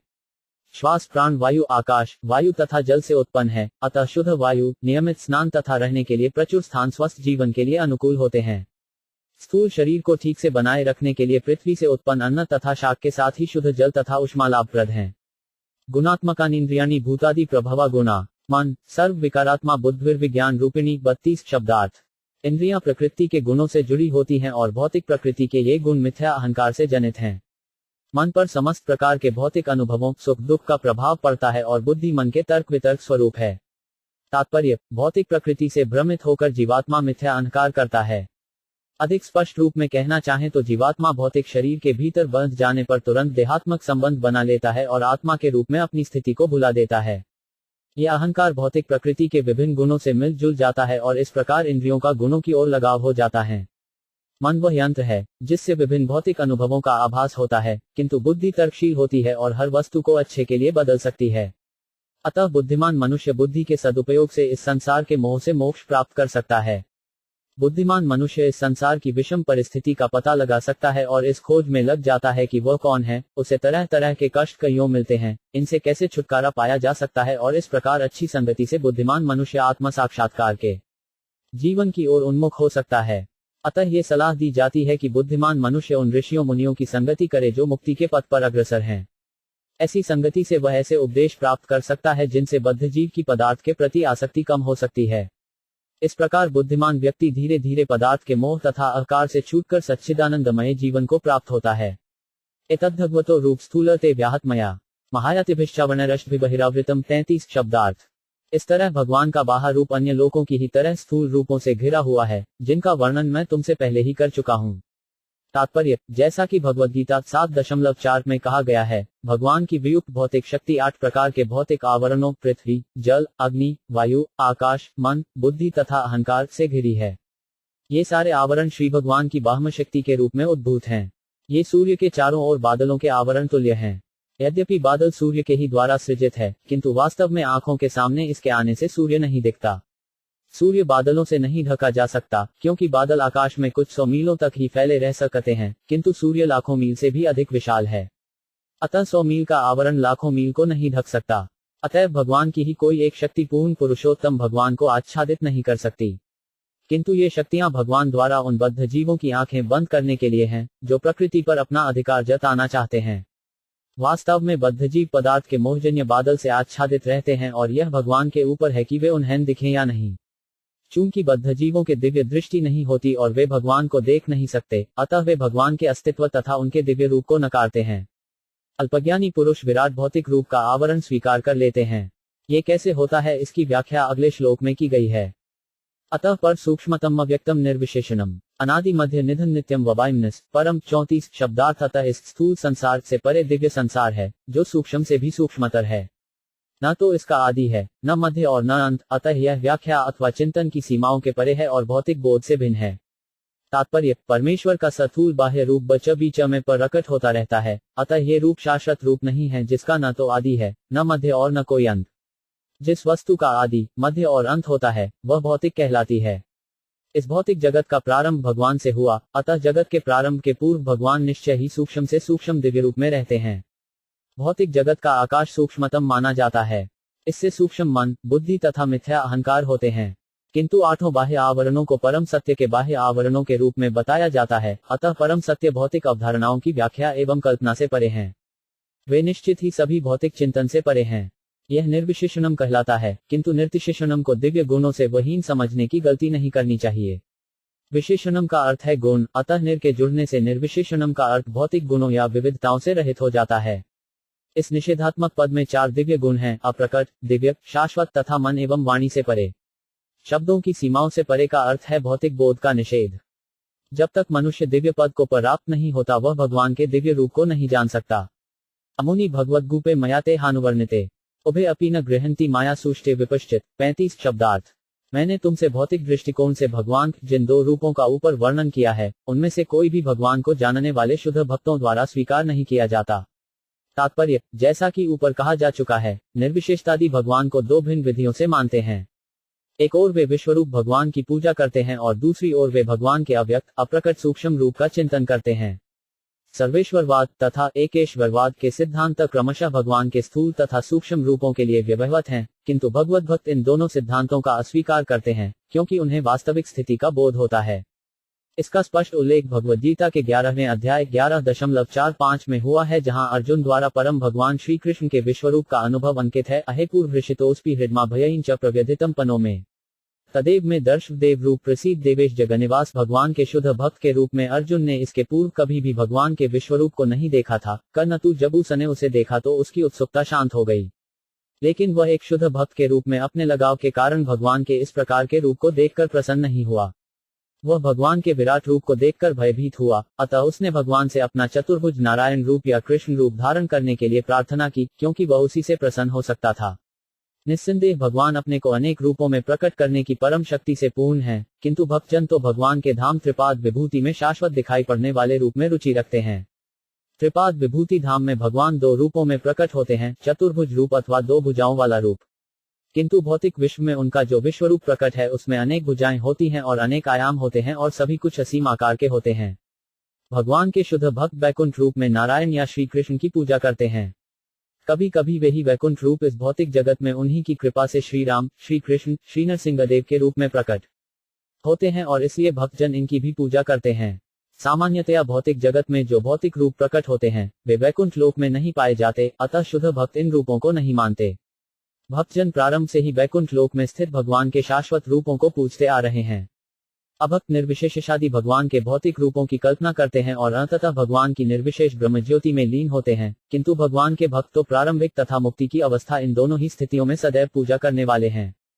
शुद्ध भक्त की पूजा कभी रुकती नहीं, किंतु निर्विशेषवादी की पूजा ब्रह्मज्योति में उसके लीन होने पर और मुक्ति मिलने पर रुक जाती है।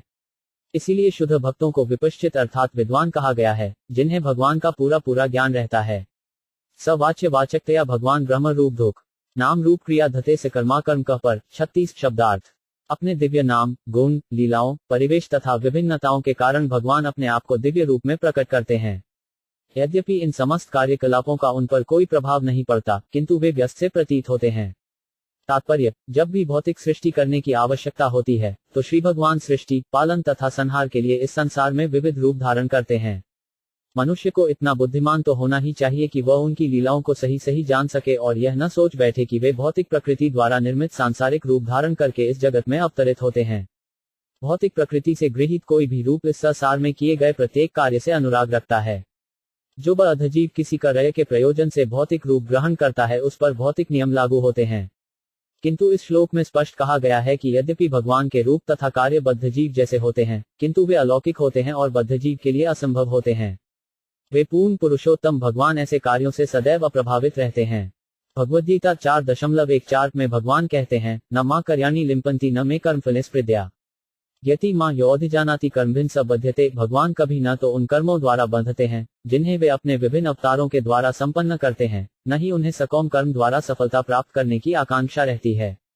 भगवान धन, बल, यश, सौंदर्य, ज्ञान तथा त्याग को विविध शक्तियों से पूरित हैं, अतः बद्धजीव के समान उन्हें परिश्रम करने की कोई आवश्यकता नहीं पड़ती। अतः ऐसा बुद्धिमान पुरुष जो भगवान के दिव्य कार्यों तथा बद्धजीवों के कार्यों में भेद कर सकता है, वह भी कर्मफल में नहीं बंधता। ब्रह्मा, विष्णु तथा शिव के रूप में भगवान प्रकृति के त्रिगुणों का संचालन करने वाले हैं। विष्णु से ब्रह्मा और ब्रह्मा से शिव उत्पन्न हैं। कभी कभी ब्रह्मा विष्णु के पृथक अंश होते हैं, तो कभी ब्रह्मा स्वयं विष्णु होते हैं। इस प्रकार ब्रह्मा ब्रह्मांड भर की समस्त योनियों को उत्पन्न करते हैं, जिसका अर्थ होता है कि भगवान संपूर्ण सृष्टि को या तो स्वयं उत्पन्न करते हैं या फिर अपने अधिकतर सहायक के माध्यम से करते हैं। प्रजापत्तानीशीनंत पमितनरी गुणानंत प सिद्धचारण गंधवान विद्याध्वासुर गुहाकांत 37 किन्नर अप्सरसो मात्र राक्ष पिशाचांश प्रेत भूत विनायकान 38 कृष्मांडोन्माद वेटलान यातोधानान ग्रहानपि खगापुष्मुंड्री वक्षान गिरशाश सरीसुपान 39 द्विविधाश्चतुर्विधा येन्य जलस्थल न भौकस कुशला कुशला मिश्रा कर्मणा गत्यस्त्विमा 40 शब्दार्थ। हे राजन, मुझसे ये जान लो कि सभी जीवात्माएं अपने विपत्त कर्मों के अनुसार परमेश्वर द्वारा उत्पन्न किए जाते हैं। इसमें ब्रह्मा तथा उनके दक्ष जैसे पुत्र, वैवस्वत मनु जैसे सामयिक प्रधान, इंद्र, चंद्र तथा वरुण जैसे देवता, भृगु, व्यास, वशिष्ठ जैसे महर्षि, पितुलोक तथा सिद्धलोक के वासी, चारण, गंधर्व, विद्याधर, असुर, यक्ष, किन्नर तथा देवदूत, नाग, बंदर जैसे किमपुरुष, मनुष्य, मातुलोक के वासी, असुर, पिशाचिन, भूत प्रेत, उन्मादी, शुभ अशुभ नक्षत्र, विनायक, जंगली पशु, पक्षी, घरेलू पशु, सरीसृप, पर्वत, जड़ तथा चेतन जीव, जरायुज, अज, स्वेदज तथा उद्भिज जीव तथा अन्य समस्त जल, स्थल या आकाश के सुखी, दुखी अथवा मिश्रित सुखी दुखी जीव सम्मिलित हैं। ये सभी अपने पूर्व कर्मों के अनुसार परमेश्वर द्वारा सृजित होते हैं। तात्पर्य, इस सूची में जीवात्माओं की विविध किस्में बताई गई हैं। सर्वोच्च लोक से लेकर ब्रह्मांड के निम्नतम लोक के सारे जीवों को विभिन्न योनियां सर्वशक्तिमान पिता विष्णु द्वारा उत्पन्न की गई हैं। अतः कोई भी पूर्ण पुरुषोत्तम भगवान से स्वतंत्र नहीं है। इसीलिए भगवान ने भगवद्गीता 14.4 में निम्नलिखित श्लोक में सभी जीवात्माओं को अपनी संतति कहा है। सर्वयोनिषु कौन्तेय यूर्त्या समध भक्तिया वाया ब्रह्म महदयोनिरः बीजप्रद। पिता प्रकृति की तुलना माता से की गई है। यद्यपि प्रत्येक जीव अपनी मां से उत्पन्न होता देखा जाता है, किंतु सत्य तो यह है कि ऐसे जन्म का वास्तव का कारण माता नहीं है। जन्म का वास्तविक कारण पिता होता है। पिता के वीर्य के बिना शिशु को माता जन्म नहीं दे सकती। अतः असंख्य ब्रह्मांडों में विभिन्न योनियों तथा स्थितियों में सभी जीव शक्तिमान पिता परमेश्वर के बीच से उत्पन्न होते हैं। केवल अल्पज्ञानी ही इन्हें भौतिक प्रकृति से जन्मा हुआ मानते हैं। परमेश्वर की बहिरंगा शक्ति के वशीभूत होकर ब्रह्मा से लेकर एक शुद्ध चींटी तक सारे जीव अपने पूर्व कर्मों के अनुसार विभिन्न शरीर धारण करते हैं।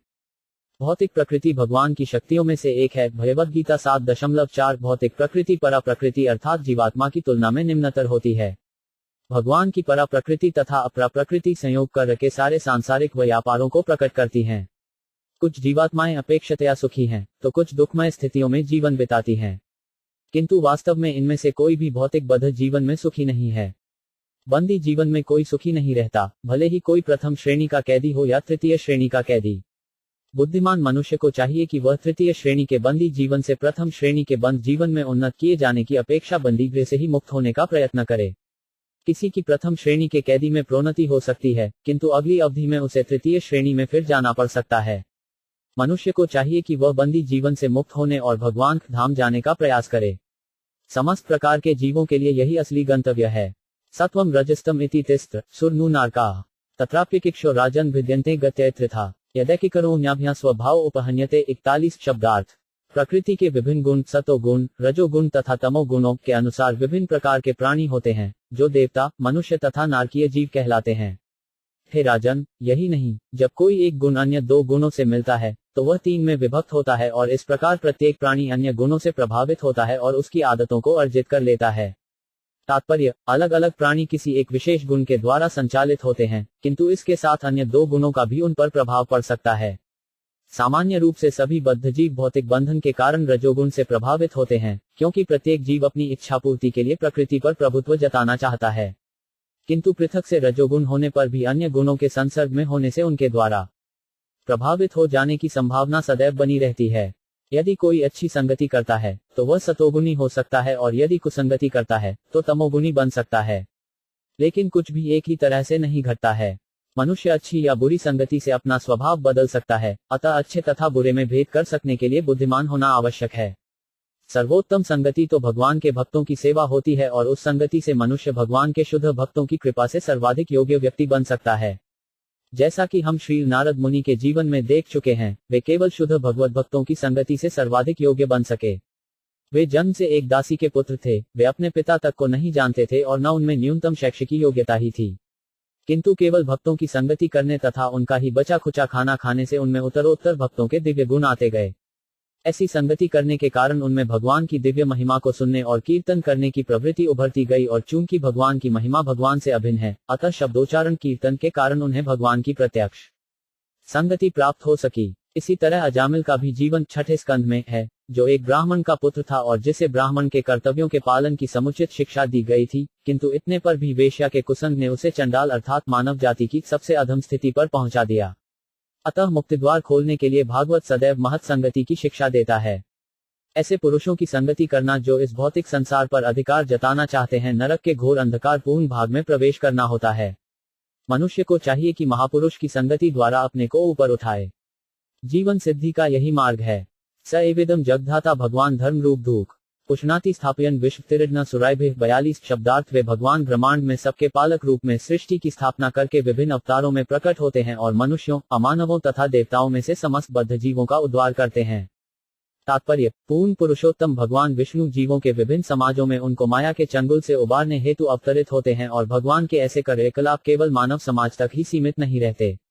वे एक मछली, शुकर, वृक्ष तथा अन्य अनेक रूपों में अवतरित होते हैं, किंतु अल्पज्ञानी पुरुष भगवान को न जानने के कारण उनका उपहास करते हैं, चाहे वे मानव समाज में मनुष्य रूप में ही क्यों न हो।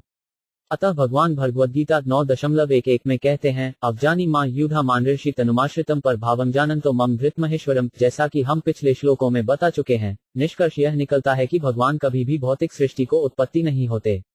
उनकी दिव्य स्थिति सदैव अपरिवर्तित रहती है। वे ज्ञान तथा आनंद के शाश्वत रूप हैं और अपनी विभिन्न शक्तियों द्वारा अपनी सर्वशक्तिमय इच्छा की पूर्ति करते हैं। इस प्रकार वे अपने किसी कार्य के फल को नहीं भोगते। वे कार्य कारण के ऐसी सभी अवधारणाओं से परे हैं। यदि वे जगत में दिखते भी हैं, तो ये प्रदर्शन केवल अंतरंगा शक्तियों का होता है, क्योंकि जे इस भौतिक जगत की अच्छी बुरी अवधारणाओं से ऊपर हैं।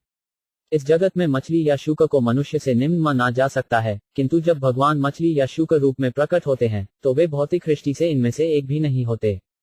यह उनकी अहेतुकी कृपा है कि वे प्रत्येक समाज तथा योनि में प्रकट होते हैं, किंतु उन्हें उनमें से एक कभी नहीं माना जा सकता। भौतिक संसार की अवधारणाएं जैसे अच्छे तथा बुरे, निम्न तथा उच्च, महत्वपूर्ण तथा नगण्य जैसी धारणाएं भौतिक शक्ति के अनुमान होते हैं और परमेश्वर ऐसी सभी अवधारणाओं से परे होते हैं। परम भावम शब्द अर्थात दिव्य स्वभाव की तुलना कभी भी भौतिक धारणा से नहीं हो सकती। मनुष्य को यह नहीं भूलना चाहिए कि भगवान की शक्तियां सदैव एक सी रहती हैं, कभी घटती नहीं, क्योंकि भगवान निम्न पशुओं का रूप धारण करते रहते हैं। श्री राम, श्री कृष्ण तथा मछली, शुक्र रूप में उनके अवतारों में कोई अंतर नहीं होता। वे सर्वव्यापी होने के साथ ही साथ किसी एक तथा प्रत्येक स्थान में अंतर्यामी हैं। किंतु अल्पज्ञानी मनुष्य भगवान के परथावम के अभाव में यह नहीं समझ पाते कि भगवान ने किस प्रकार मछली या मनुष्य का रूप धारण किया होगा। हर व्यक्ति अपने ज्ञान के मानदंड के अनुसार प्रत्येक वस्तु की तुलना करता है, जैसे कोई कूपमंडूक समुद्र को कुएं के समान समझता है। क्रीपमंडूक कभी समुद्र के विषय में सोच भी नहीं पाता और जब ऐसे मंडूक को समुद्र की विशालता का पता चलता है, तो उसकी बुद्धि में यही सोचता है कि समुद्र कृप से थोड़ा ही बड़ा है। इस तरह जो ईश्वर के दिव्य विज्ञान को नहीं जानता, वह मुश्किल से समझ पाता है कि भगवान विष्णु किस प्रकार जीवों के प्रत्येक समाज में समान रूप से प्रकट हो सकते हैं। तत् कालाग्नि रुद्रात्मा यत्सुष्ठमिदमात्मन सन्नियच्छति तत्काले घनानी कमिवानल। 43 शब्दार्थ। तत्पश्चात युग के अंत में भगवान स्वयं संहारकर्ता रुद्र रूप में संपूर्ण सृष्टि का उसी तरह संहार करेंगे जिस प्रकार वायु बादलों को हटा देती है। तात्पर्य, इस सृष्टि को उपमा उचित रूप से बादलों से दी गई है। बादल आकाश में उत्पन्न किए जाते हैं या स्थित रहते हैं और जब उन्हें अस्त व्यस्त किया जाता है तो वे उसी आकाश में अनदिखे रहते हैं। इसी प्रकार यह सारी सृष्टि पूर्ण पुरुषोत्तम भगवान द्वारा अपने ब्रह्मा रूप में रची जाती है। उन्हीं के द्वारा विष्णु रूप में पालित होती है और यथासमय रुद्र रूप में विनष्ट कर दी जाती है। भगवद गीता 8.19-20 में ये सृष्टि, इसका पालन तथा संहार अच्छे ढंग से व्याख्यायित हुए हैं। भूतग्राम स अवय धूतवा धृत्वा प्रलियते 5 वश पाठ प्रभवते रागमे परस्तस्पातु भावो 5 न्यो 5 वयक्तो 5 व्यक्तात्स्नविन। यह सर्वेषट भूतेषु नश्यत्यु न विनश्यति। इस जगत का स्वभाव है कि पहले अच्छे ढंग से इसकी उत्पत्ति होती है, फिर यह अच्छी तरह विकसित होता है और अनेक वर्षों तक बड़े से बड़े गणितज्ञ की गणना से परे स्थित रहता है और फिर ब्रह्मा की रात्रि के समय बिना किसी अवरोध के इसका पुनः विनष्ट हो जाता है। ब्रह्मा की रात्रि के बीतने पर सृष्टि रूप में ये पुनः प्रकट होकर पुनः पालन तथा संहार के चक्र से होकर गुजरता है। जो मूर्ख बद्ध जीव इस क्षणिक संसार को स्थायी मानता है उसे ये बुद्धिपूर्वक सीखना चाहिए कि ऐसी सृष्टि तथा विनाश क्यों घटित होते हैं। भौतिक जगत के सकौम कर्मी परमेश्वर के भौतिक कारकों द्वारा प्रदत्त भौतिक पदार्थों तथा शक्ति से बड़े बड़े उद्योग, बड़े बड़े घराने, बड़े बड़े साम्राज्य तथा अन्य बड़ी बड़ी चीजें उत्पन्न करने के लिए अत्यंत उत्सुक रहते हैं। बद्ध जीव इन साधनों से तथा मूल्यवान शक्ति से उत्पत्ति करके अपनी सनक तो पूरी कर लेता है, किंतु इच्छा न होते हुए उसे इन सारी वस्तुओं को छोड़ करके बार बार इसी तरह उत्पत्ति करने के लिए जीवन के दूसरे पहलू में प्रविष्ट होना पड़ता है। ऐसे मूर्ख बद्ध जीवों को जो इस क्षणिक संसार में अपनी शक्ति का अपव्यय करते हैं, भगवान आशान्वित करने के लिए सूचित करते हैं कि एक अन्य प्रकृति भी है जो बार बार सृष्टि या विनष्ट हुए बिना शाश्वत है और बद्ध जीव ये समझ सकता है कि वह क्या करे और शक्ति का किस प्रकार सदुपयोग करे। परम इच्छा से यथासमय निश्चित रूप से नष्ट होने वाले पदार्थ में अपनी शक्ति को नष्ट करने के बजाय बद्ध जीव को चाहिए कि इस शक्ति को भगवान को भक्ति में लगाए, जिससे वह अन्य शाश्वत प्रकृति में जा सके जहां न जन्म है, न मृत्यु, न सृष्टि है और न प्रलय, वरन वहां ज्ञान से परिपूर्ण और असीमित आनंद भरा शाश्वत जीवन है। इस प्रकार इस नश्वर जगत की सृष्टि और विनाश बद्ध जीव को, जो क्षणिक वस्तुओं के प्रति आसक्त रहता है, सचेत करने के लिए ही होता है। इसका उद्देश्य बद्ध जीव को आत्म साक्षात्कार का अवसर प्रदान करना है, न कि इंद्रिय तृप्ति का जो सभी सकौम कर्मियों का मूल लक्ष्य होता है।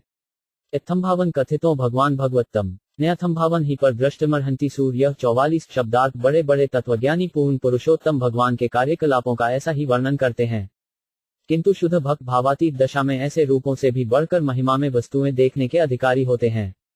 तात्पर्य, भगवान केवल अपनी विविध शक्तियों से उत्पन्न भौतिक संसार के ही तथा संहारक नहीं है, वे मात्र सृष्टा तथा संहारक से बढ़कर हैं, कईयों की उनका एक आनंद रूप भी है। भगवान का यह आनंद रूप केवल शुद्ध भक्तों के लिए गम्य है, अन्यों के द्वारा नहीं। निर्विशेषतादि भगवान के सर्वव्यापी प्रभाव को समझकर ही तुष्ट हो जाता है, ये ब्रह्म साक्षात्कार कहलाता है। निर्विशेषवादी से भी बड़ा वह योगी है जो भगवान को उनके अंश रूप परमात्मा के रूप में अपने हृदय में स्थित देखता है। किंतु ऐसे शुद्ध भक्त भी हैं जो प्रेमाभक्ति के आज्ञा प्रदान से भगवान की आनंद शक्ति में हिस्सा बंटाते हैं। भगवान अपने शाश्वत धाम वैकुंठ लोक में सदैव अपने पार्षदों के साथ रहते हैं और अपने भक्तों की विभिन्न दिव्य रसों में की गई दिव्य प्रेममयी सेवा का आनंद उठाते हैं। इस प्रकार सृष्टि के प्राकट्य की अवधि में शुद्ध भक्त भगवान की भक्तिमय सेवा का अभ्यास करते हैं और वे अपने को भगवान के धाम जाने के लिए योग्य बनाकर पूरा लाभ उठाते हैं। भगवद गीता 18.50 में इसकी पुष्टि यों हुई है, भक्त्या माभिजानाति यावान्यश्वस्यपि तत्वतः ततो मां तत्वतो ज्ञात्वा विशते। तदनंतरम शुद्ध भक्तिमय सेवा के विकास से ही भगवान के वास्तविक रूप को जाना जा सकता है और इस प्रकार उनकी प्रामाणिक सेवा में प्रशिक्षित हुआ जा सकता है और अन्याय रूपों में भगवान की प्रत्यक्ष संगति में पहुंचा जा सकता। भगवान की सर्वोच्च संगति गोलोक वृंदावन लोक में संभव है, जहां भगवान श्री कृष्ण गोपियों तथा अपनी चहेती सुरभि गायों के साथ रमण करते हैं। ब्रह्म संहिता में श्री कृष्ण की इस दिव्य भूमि का वर्णन आया है, जिसे भगवान श्री चैतन्य इस विषय का अत्यंत प्रामाणिक साहित्य मानते हैं। नास्य कर्मणि जन्मादौ परस्यानुविधीयते कर्तृत्व प्रतिषेधार्थ मायारोपितम ही तत् 45। भौतिक जगत की सृष्टि तथा संहार के लिए भगवान के द्वारा किसी प्रकार का प्रत्यक्ष कौशल नहीं किया जाता। उनके प्रत्यक्ष हस्तक्षेप के विषय में वेदों में जो कुछ वर्णित है वह केवल इस विचार का निराकरण करने के लिए है कि भौतिक प्रकृति ही सृष्टा है। तात्पर्य, भौतिक जगत की सृष्टि, पालन तथा संहार के विषय में वैदिक आदेश इस प्रकार है, यतो वा यानी भूत्राणि जायन्ते येन जातानि जीवन्ति यत् प्रयन्त्यभिसंविशन्ति, अर्थात प्रत्येक वस्तु ब्रह्म द्वारा उत्पन्न है, सृजन के पश्चात प्रत्येक वस्तु ब्रह्म द्वारा पालित है और संहार के पश्चात ब्रह्म में संरक्षित रहती है। निपट भौतिकतावादी ब्रह्म, परमात्मा या भगवान के विषय में कुछ भी न जानने के कारण प्रकृति को भौतिक संसार का परम कारण मानते हैं और आधुनिक विज्ञानी भी यही मत व्यक्त कर देता है कि भौतिक संसार की सभी वस्तुओं का चरम कारण प्रकृति है। सारा का सारा वैदिक साहित्य इस दृष्टिकोण का खंडन करता है। वेदांत दर्शन का कथन है कि समस्त सृष्टि स्थिति तथा प्रलय का मूल स्रोत मुख ब्रह्म है, और वेदांत दर्शन के सहज भाष्य श्रीमद् भागवत का कथन है कि जन्माद्यस्य यवोक्यादित्रताश्वार्धशभिज्ञ स्वराटु। जड़ पदार्थ में निस्सिंध क्रिया करने की शक्ति निहित होती है, किंतु इसमें कोई स्वतः प्रेरणा नहीं होती। अतः श्रीमद् भागवत जन्माह्यस्य सूक्ति की टीका ये कहते हुए करता है कि अभिज्ञ तथा स्वर्यादु अर्थात परब्रह्म जड़ पदार्थ नहीं है, अपितु परम चेतन और स्वतंत्र है। अतः भौतिक जगत की सृष्टि स्थिति तथा संहार का परम कारण जड़ पदार्थ नहीं हो सकता। ऊपर से प्रकृति ही सृष्टि स्थिति तथा संहार का कारण स्वरूप जान पड़ती है, किंतु ये प्रकृति परम चेतन भगवान द्वारा सृष्टि के लिए प्रेरित होती है। वे ही समस्त सृष्टि पालन तथा संहार का मूलाधार हैं, और इसकी पुष्टि भगवद गीता 9.10 में हुई है। मयाध्यक्षेण प्रकृति स्वते सचर्याचरम हेतुनानेन कौन्तेय जद्विपरिवर्ते। प्रकृति भी भगवान की शक्तियों में से एक है, और वह भगवान के आदेश अध्यक्षेण से ही कार्य कर सकती है। भगवान जब प्रकृति पर अपनी दिव्य दृष्टि फेरते हैं तभी वह कार्य कर सकती है, जिस प्रकार पिता के संसर्ग से ही माता गर्भ धारण करती है। यद्यपि अबूझ व्यक्ति को लगता है कि माता पुत्र को जन्म देती है, किंतु अनुभवी व्यक्ति जानता है कि पिता ही पुत्र का जन्मदाता है। अतः भौतिक प्रकृति परम पिता के संपर्क में आने पर ही जड़ तथा चेतन पदार्थों को जन्म देती है, स्वतंत्र रूप से नहीं। प्रकृति को ही सृष्टि पालन तथा संहार का कारण मानना बकरी के गले में लटकते मांसल तोथड़ों को स्तन मानने का तर्क जैसा है। श्री कृष्णदास कविराज गोस्वामी ने श्री चैतन्य चरितामृत में अजागलस्तन तर्क की व्याख्या इस प्रकार की है। इसका उल्लेख कृष्ण कृपामूर्ति श्री श्रीमद् भक्ति सिद्धांत सरस्वती गोस्वामी महाराज ने किया है। प्रकृति भौतिक कारण के रूप में प्रधान कहलाती है और सक्षम कारण के रूप में माया कहलाती है, किंतु चूंकि यह जड़ पदार्थ है अतः ये सृष्टि का परोक्ष कारण नहीं है। कविराज गोस्वामी इसे इस प्रकार कहते हैं। अतएव कृष्ण मूल जयत कारण प्रकृति कारण यह अजागलस्तन चैतन्यचारी आदि 5.61 चूंकि कारणान्वशाय विष्णु श्री कृष्ण के अंश हैं, अतः वे ही पदार्थ को गतिशील होने के लिए विद्युत शक्ति प्रदान करते हैं। विद्युत प्रदान करने विद्युतीकरण का उदाहरण उपयुक्त है। लोहे का टुकड़ा अवश्य ही अग्नि नहीं है, किंतु जब इसे तपाकर लाल कर दिया जाता है तो इसमें जलाने को क्षमता के कारण अग्नि का गुण आ जाता है। पदार्थ की तुलना लोहे के खंड से की जाती है, और यह विष्णु की परम चेतना की चितवन से या यकति से विद्युतमय या लाल अंगारा हो जाता है। ऐसे विद्युतीकरण से ही विभिन्न कार्य कारणों में पदार्थ की शक्ति परिलक्षित होती है। अतः जड़ पदार्थ न तो सक्षम है न दृश्य जगत का कारण स्वरूप। भागवत 3.28.40 में श्री कपिल देव का कथन है, यथोमुखाविस्फुलिक्य धूमाद्मापि स्वसंभवात् अप्यात्मतवेनाभिमताद्रधारिन् प्रेतगुल्मुखात्। मूल अग्नि, इसकी लपट ज्वाला, इसकी चिनगरियां तथा इसका धुआं सभी एक हैं, क्योंकि अग्नि अग्नि होकर भी लपट से भिन्न है, लपट चिनगारी से और चिनगारी धुएं से भिन्न है। इन सब में अर्थात लपटों चिनगारियों और थाए में अग्नि की सत्ता विद्यमान है, तो भी ये सभी पृथक पृथक सत्ता के साथ अलग अलग होते हैं। दृश्य जगत धुएं के समान है, क्योंकि जब धुआं आकाश में चला जाता है तो वह अनेक रूप धारण करता है, जो अनेक ज्ञात एवं अज्ञात रूपों से मिलता जुलता होता है। चिनगारियां जीवों के तुल्य हैं और लपटें भौतिक प्रकृति प्रधान के समान हैं।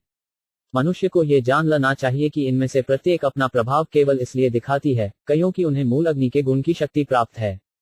अतः ये सभी भौतिक प्रकृति दृश्य जगत तथा जीव ईश्वर अग्नि की विभिन्न शक्तियां हैं। अतः जो लोग प्रकृति को दृश्य जगत का मूल कारण सांख्य दर्शन के अनुसार सृष्टि का कारण प्रकृति है मान बैठते हैं, वे अपने इस निष्कर्ष में सही नहीं हैं। भौतिक प्रकृति का भगवाक बिना पृथक अस्तित्व नहीं रहता है। अतः परमेश्वर को समस्त कारणों का कारण न बताना ही अजागलस्तन न्याय का तर्क है। भले ही बकरी के गलस्तन दुग्धमय लगें, किंतु उनसे दूध न कालने के लिए प्रयास करना मूर्खता है। अयम तु ब्राह्मण कल्प सविकल्प उदाहत विधि साधारणो यत्र सर्गा प्राकृत वैकृता 46 शब्दार्थ। यहाँ पर सारांश रूप में वर्णित सृष्टि तथा संहार का ये प्रक्रम ब्रह्म के एक दिन कल्प के लिए विधि विधान स्वरूप है। यही महत् सृष्टि का भी नियामक विधान है, जिसमें प्रकृति विसर्जित हो जाती है। तात्पर्य, सृष्टि के 3 प्रकार हैं, महाकल्प, विकल्प तथा कल्प। महाकल्प में भगवान महत्तत्व तथा 16 प्रकार के सृजक तत्वों तथा साधनों की समस्त शक्तियों सहित कारणोदक्षाय विष्णु के रूप में प्रथम पुरुष अवतार धारण करते हैं। सृजक कारणों की संख्या 11 है, अवयवों की 5 है, और ये सभी महत् अर्थात भौतिक अहंकार के फलस्वरूप हैं। कारणोदक्षाय विष्णु के रूप में भगवान द्वारा की गई सृष्टि महाकल्प कहलाती है। ब्रह्मा की सृष्टि तथा भौतिक अवयवों का विसर्जन विकल्प कहलाता है, और ब्रह्मा के जीवन के प्रत्येक दिन की सृष्टि कल्प कहलाती है। इसीलिए ब्रह्मा का एक एक दिन कल्प कहलाता है, और ब्रह्मा के दिनों में ऐसे 30 कल्प होते हैं। इसकी पुष्टि भगवद्गीता 8.17 में भी इस प्रकार हुई है, सहस्रयुग पर्यंत महर्य ब्राह्मणो विदु यत्रि यज्ञ सहस्रांता तेओ यात्र विदो जना। उच्चतर लोकों का एक दिन तथा एक रात्रि पृथ्वी के एक पूरे वर्ष के तुल्य होते हैं। इसको आज के विज्ञानी भी मानते हैं और अंतरिक्ष यात्रियों ने भी इसकी पुष्टि की है। इसी तरह और उच्चतर लोकों में दिन रात्रि की अवधि स्वर्गलोकों से दीर्घतर होती है। चारों युगों की गणना स्वर्गिक पंचांगों के आधार पर की जाती है।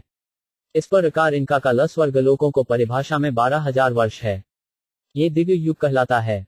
ऐसे 1000 दिव्य युग ब्रह्मा के एक दिन के तुल्य होते हैं। ब्रह्मा के एक दिन की सृष्टि को कल्प कहते हैं। ब्रह्मा की सृष्टि विकल्प कहलाती है। जब महाविष्णु की श्वास से विकल्प संभव होते हैं तो यह महाकल्प कहलाता है। इस प्रकार महाकल्प, विकल्प तथा कल्प का नियमित चक्र चलता रहता है। इसके संबंध में महाराज परीक्षित द्वारा पूछे गए प्रश्नों के जो उत्तर शुकदेव गोस्वामी ने दिए वे स्कंद पुराण के प्रभास खंड में दिए गए हैं और वे इस प्रकार हैं। प्रथम, श्वेतकल्पश्च द्वितीयो नीललोहित वामदेववृत्तियस्तु ततो याथांतरोपरु रौरव पश्यम प्रोक्त षष्ठ प्राणजति स्प्रेत सप्तमोद बहत्कल्प कंदर्पोपष्टम उच्यते सद्योद नवमः कल्प ईशानो दशम स्पृत ध्यान एकासः प्रोक्तास्था सारस्वतोपर त्रयोदश उदांस्तु गरुडो चतुर्दशः कौम पंचदशो ज्ञेयः पौर्णमासी प्रजाप्ते बोधशो नारसिंगस्तु समाधिस्तु ततोपर आस्नेयो विष्णुज सौर सोयकल्प ततो 5 पर द्रविंशो भावन प्रोक्त सुप्पानिति चाप्रा वैकुंठ शाटिपतद्वलिकल्पत्वपोर 5 सप्तविशोषत वयजो गौरीकल्पत्थाप महेश्वरस्तथा प्रोक्त श्रीपुरों यत्र बातित पत्रिकल्पत्था चाते यव कोदा ब्रह्मण स्वरिता। इस प्रकार ब्रह्मा के 30 कल्प ये हैं। 1 श्वेतकल्प, 2 नीललोहित, 3 वामदेव, 4 गाथांतर, 5 रौरव, 6 प्राण, 7 बृहत कल्प, 8 कंदर्प, 9 सद्योंत, 10 ईशान, 11 ध्यान, 12 सारस्वत, 13 उदान, 14 गरुड़, 15 कौर्म, 16 नारसिंह, 17 समाधि, 18 आग्नेय, 19 विष्णुज, 20 सौर, 21 सोमकल्प, 22 भावन, 23 सुपुम, 24 वैकुंठ, 20 अर्चिश, 26 बलिकल्प, 27 वैराज, 28 गौरीकल्प, 29 माहेश्वर, 30 पैतृकल्प। ये 30 ब्रह्मा के दिन हैं और उन्हें महीनों से लेकर लगातार 100 वर्षों तक रहना होता है। अतः हम अनुमान लगा सकते हैं कि केवल कल्पों में कितनी सृष्टियां होती होंगी। इसके बाद विकल्प होते हैं जिनकी उत्पत्ति महाविष्णु की श्वास से होती है, जैसा कि ब्रह्म संहिता में कहा गया है। यह स्वेकनिष्वधावलंब जीवनति लोकविलजा जगन्नाथा। सारे ब्रह्मा महाविष्णु के निश्चरवास अवधि के दौरान ही जीवित रहते हैं। अतः विष्णु के श्वास निश्चास महाकल्प हैं। ये सब पूर्ण पुरुषोत्तम भगवान के ही कारण हैं, क्योंकि उनके अतिरिक्त सारी सृष्टियों का अन्य कोई स्वामी नहीं है। परिमाण च कालस्य कल्प लक्षण विग्रहम यथा पुरस्ताद व्याख्यास्य पाद्यम कल्पमथो शूनु 47 शब्दार्थ। हे राजनु, आगे चलकर मैं काल के स्थूल तथा सूक्ष्म रूपों की माप का उनके विशिष्ट लक्षणों सहित वर्णन करूंगा, किंतु इस समय मैं तुमसे पाद्या कल्प के विषय में कहना चाहता हूँ। तात्पर्य, ब्रह्मा के कल्प को वर्तमान अवधि के कल्प अथवा श्वेतवय कल्प कहलाती है, क्योंकि जब विष्णु के उदर से निकले हुए कमल पद्म से ब्रह्मा उत्पन्न हुए तो उस समय भगवान वराह के रूप में अवतरित हुए थे। इसीलिए वराह कल्प को ब्राह्मिकल्प भी कहते हैं और भागवत के प्रथम भाष्यकार स्वामी श्रीधर का अनुसरण करते हुए जीव गोस्वामी तथा विश्वनाथ चक्रवर्ती ठाकुर जैसे आचार्यों ने इसकी पुष्टि की है। अतः ब्रह्मा के वराह कल्प तथा पाद्यकल्प में कोई विरोधाभास नहीं है। झौवक उवाच यदाह नो भवान सूत शक्ता भागवतोत्तम चचार तीर्थानी भुवस्तिकत्वा बंधून सुदुस्त्यजान 48 शब्दार्थ। सृष्टि के विषय में ये सब सुनने के बाद शौनक ऋषि ने सूत गोस्वामी से विदुर के विषय में पूछा, क्योंकि सूत गोस्वामी ने पहले ही उन्हें बता रखा था कि विदुर ने किस प्रकार अपने उन परिजनों को छोड़कर गृह त्याग किया था जिनको छोड़ पाना बहुत दुष्कर होता है। तात्पर्य, शौनक आदि ऋषि विदुर के विषय में जानने के लिए अत्यंत उत्सुक थे, जिनकी भेंट विश्व के तीर्थ स्थलों की यात्रा करते समय मैत्रेय ऋषि से हुई। शतु कौशार्वैस्य संवादों 5 ध्यात्म संश्रिता यद्वा स भगवांस्तस्मै पृष्ठस्तत्वमुवाच 49 ब्रीहि न सदिदं सौम्य विदिस्य विचेष्टितम् बंधु त्याग निमित्त च यथैवागत्वा पुनः 50 शब्दार्थ। शौनक ऋषि ने कहा, आप हमें बताएं कि विदुर तथा मैत्रेय के बीच अध्यात्म पर चर्चा हुई, विदुर ने क्या पूछा और मैत्रेय ने क्या उत्तर दिया था। कृपा करके हमें ये भी बताएं कि विदुर ने अपने कुटुंबियों को कयों छोड़ा था और वे पुनः घर कयों लौट आए। तीर्थस्थानों की यात्रा के समय उन्होंने जो कार्य किए उन्हें भी बतलाएं। तात्पर्य, श्री सूत गोस्वामी संसार की सृष्टि तथा संहार की कथाएं सुना रहे थे, किंतु ऐसा प्रतीत होता है कि शौनक आदि ऋषि अध्यात्म विषयों को, जो भौतिक विषयों से ऊंचे स्तर पर हैं, सुनने के लिए अधिक इच्छुक थे। मनुष्यों की 2 श्रेणी होती हैं, एक तो वे जो स्थूल देह तथा भौतिक संसार में अधिक लिप्त रहते हैं और दूसरे वे जो उच्च स्तर पर रहने के कारण दिव्य ज्ञान के प्रति अधिक उत्सुक होते हैं। श्रीमद् भागवत प्रत्येक व्यक्ति के लिए, चाहे वह भौतिकतावादी हो अथवा गुणातीतवादी अध्यात्मवादी हो, सुविधा प्रदान करने वाला है। लोग भाईवत से भौतिक जगत में तथा दिव्य जगत में भगवान के महिमामंडित कार्यकलापों को सुनकर समान लाभ उठा सकते हैं। भौतिकतावादी भौतिक नियमों एवं उनकी कार्यविधि में अधिक रुचि रखते हैं। वे भौतिक चकाचौंध में आश्चर्य देखते हैं। कभी कभी इसी चकाचौंध में वे भगवान की महिमा को भूल जाते हैं। उन्हें ये जान लेना चाहिए कि सारे भौतिक कार्यकलाप तथा आश्चर्य भगवान द्वारा ही प्रेरित हैं। उद्यान में गुलाब का फूल धीरे धीरे विकसित होकर रूप रंग ग्रहण करके सुंदर तथा सुरभित बनता है। वह किसी अंधाधुंध भौतिक नियम के अधीन होकर ऐसा नहीं करता, यद्यपि प्रतीत ऐसा ही होता है। इस भौतिक नियम के पीछे परमेश्वर की पूर्ण चेतना का निर्देशन होता है, अन्यथा वस्तुएं इतना नियमित रूप धारण नहीं कर सकती। कलाकार संपूर्ण मनोयोग और कलात्मक अनुभूति से गुलाब का चित्र बनाता है, किंतु तो भी वह असली गुलाब की तरह पूर्ण नहीं होता। यदि यह सत्य है, तो हम ये किस तरह कह सकते हैं कि असली गुलाब ने बिना बुद्धि के ऐसा सनद रूप प्राप्त किया? अल्पज्ञता के कारण ही इस निष्कर्ष पर पहुंचा जाता है। सृष्टि तथा संहार के उपर्युक्त वर्णन से हमें यह समझना चाहिए कि सर्वव्यापी होने से परम चेतना प्रत्येक वस्तु का पूरा ध्यान रखती है। परमेश्वर की सर्वव्यापकता का तथ्य यही है। निपट भौतिकतावादियों से भी बढ़कर मूर्ख व्यक्ति अपने को गुणातीतवादी अध्यात्मवादी कहते हैं और अपने में सर्वव्यापी चेतना पाए जाने का दावा तो करते हैं, किंतु कोई प्रमाण प्रस्तुत नहीं करते। ऐसे मूर्ख व्यक्तियों को यह भी पता नहीं चल पाता कि दीवार के उस ओर क्या हो रहा है। फिर भी वे परम पुरुष की सर्वव्यापी चेतना से अपने को समन्वित होने का झूठा गर्व करते हैं। ऐसे लोगों के लिए भी श्रीमद् भागवत का सुनना सहायक बनता है। इससे उनकी आंखें खुल जाएंगी और उन्हें पता चलेगा कि परम चेतना का दावा करने से ही कोई परम भावना से भावित नहीं हो जाता। इस भौतिक संसार में उन्हें प्रमाण देना होता है कि उन्हें ऐसी परम चेतना प्राप्त है। किंतु नैमिषारण्य के ऋषि कोरे भौतिकतावादियों तथा झूठे अध्यात्मवादियों से ऊपर थे, अतः वे अधिकारी व्यक्तियों से दिव्य विषयों की वास्तविक सत्यता जानने के लिए सदैव इच्छुक थे। सूत उवाच राज्ञा परीक्षिता पृष्ठों यद्वोचन महासुनीय तत्थोभिधास्थे शृणुत राज प्रज्ञानुसार 51 शब्दार्थ। श्री सूत गोस्वामी ने बताया, अब मैं तुम्हें वे सारे विषय बताऊंगा जिन्हें राजा परीक्षित के द्वारा पूछे जाने पर महामुनि ने उनसे कहा था। कृपया उन्हें ध्यानपूर्वक सुनो। तात्पर्य, प्रत्येक पूछे गए प्रश्न का उत्तर यदि किसी अधिकारी विद्वान का उद्धरण देकर दिया जाता है, तो उससे बुद्धिमानों की तुष्टि होती है। यहाँ तक कि न्यायालयों में भी यही विधि अपनाई जाती है। सर्वश्रेष्ठ वकील अपने मुकदमे की स्थापना के लिए बिना कोई कष्ट उठाए पूर्ववर्ती फैसले से साक्ष्य प्रस्तुत करता है। ये परंपरा विधि कही जाती है और विद्वान अधिकारी इधर उधर के व्यर्थ तर्क न देकर इसका पालन करते हैं। ईश्वर, परम, कृष्ण, सच्चिदानंद विग्रह, अनादिरादियों विन, सर्वकारण कारणम, ब्रह्म संहिता 5.1। हमें चाहिए कि हम परमेश्वर की आज्ञा माने, क्योंकि प्रत्येक वस्तु में उनका हाथ है।